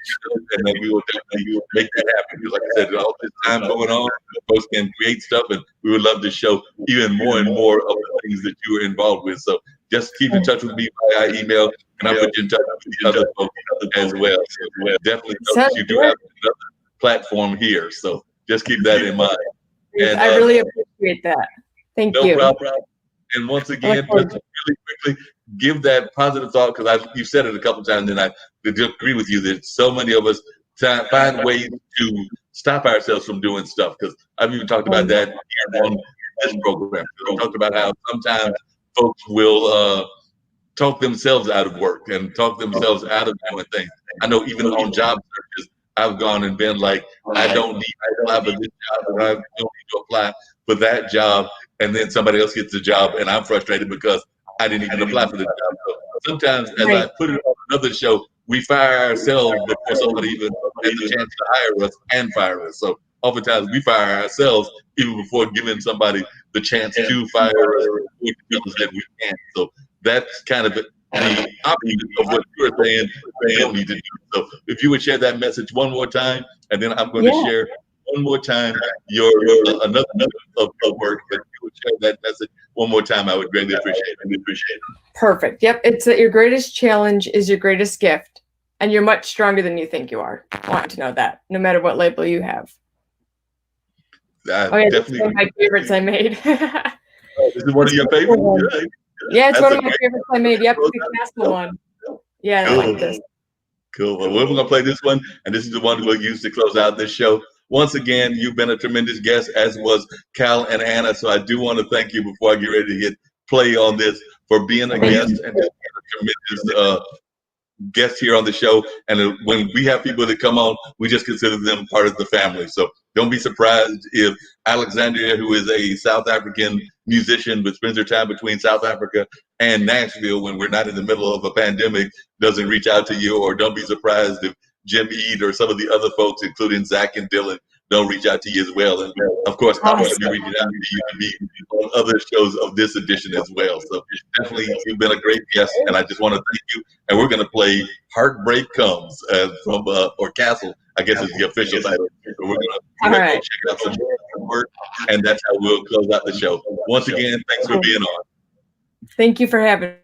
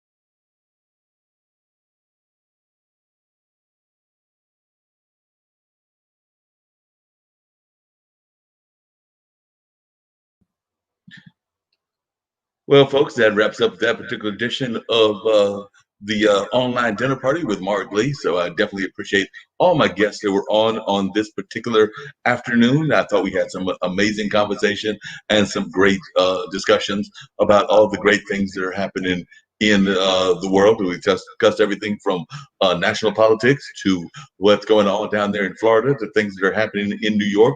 Of course, we did touch on a lot dealing with the disabled community and things of that nature. So once again, another amazing show, and I think that y'all learned a lot with some great guests. So I want to thank my guests once again for joining us on the online dinner party with Mark Lee. And like I said, we're hoping to have even more amazing guests come and join us in the very near future.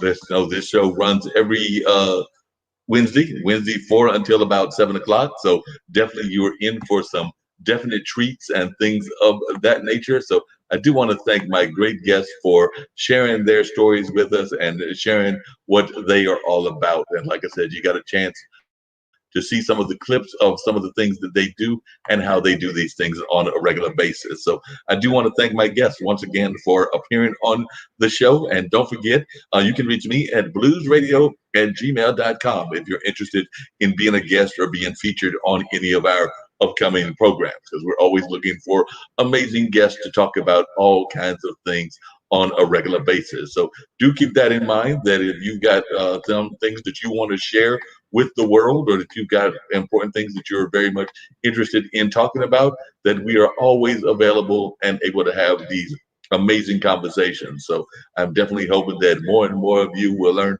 about this program and about the amazing conversations that we have. This is actually our second edition of the online dinner party, and I think that we've had some great guests on both of them. We just rebranded it with that name. Some of you may have just seen it as a regular show with my title or my name in it on last Wednesday. But yes, on Wednesdays between the hours of 4 and 7, it's the online dinner party. So like I said, I've always envisioned having dinner parties in a big house whenever I can get that. I've oftentimes lived in apartments and things of that nature. And that means I've got to find somebody that actually does more of the cooking, since I'm not the master cook or anything of that nature. But we'll still have the dinner parties and still have a good old time. So, and of course, dinner parties are about having good social times and conversations and things of that nature. So, that being said, that's going to wrap up this particular edition of the online dinner party. I know I've already got folks lined up for other editions of that program here on this station.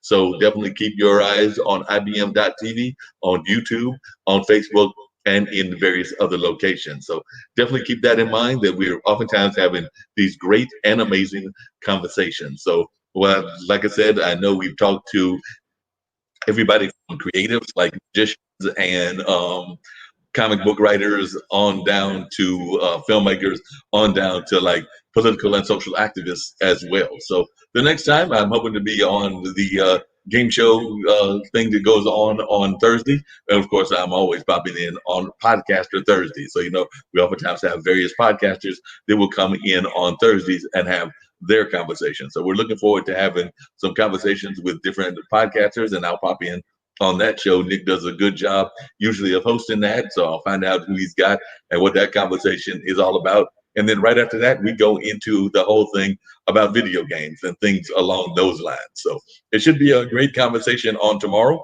And then on Friday, I might pop in as well. Who knows what's going on Friday and things of that nature, but we'll figure that out. And then, my regular programs are on Monday. So we've got the radio show with Mark Lee. That is Monday from 2 until about 3:15, 3:30. And then we come back in with our other show, which is the Mullins. That's like another word for thought. You're mulling around ideas and things of that nature. So it's Mullen Music and Memories, because definitely Mullins Music and Memories is the one that comes on in the afternoon. So, definitely got to slip in some music in there every once in a while, because, I'm a big fan of music and musical sound. So that being said, I'm going to check on out of here. Usually they would have the airplane come in and fly off to let folks know that that's the end of our broadcast day. But I've still got to get those clips from some of the leadership and things of that nature. So we're just going to close out with me ending it with some conversation and things of that nature. I'm going to bounce out right now. Let y'all see that picture of the dinner party. That's when I'm going to hit the end broadcast. and we'll go from there. So just call it a end of a day here on a Wednesday afternoon.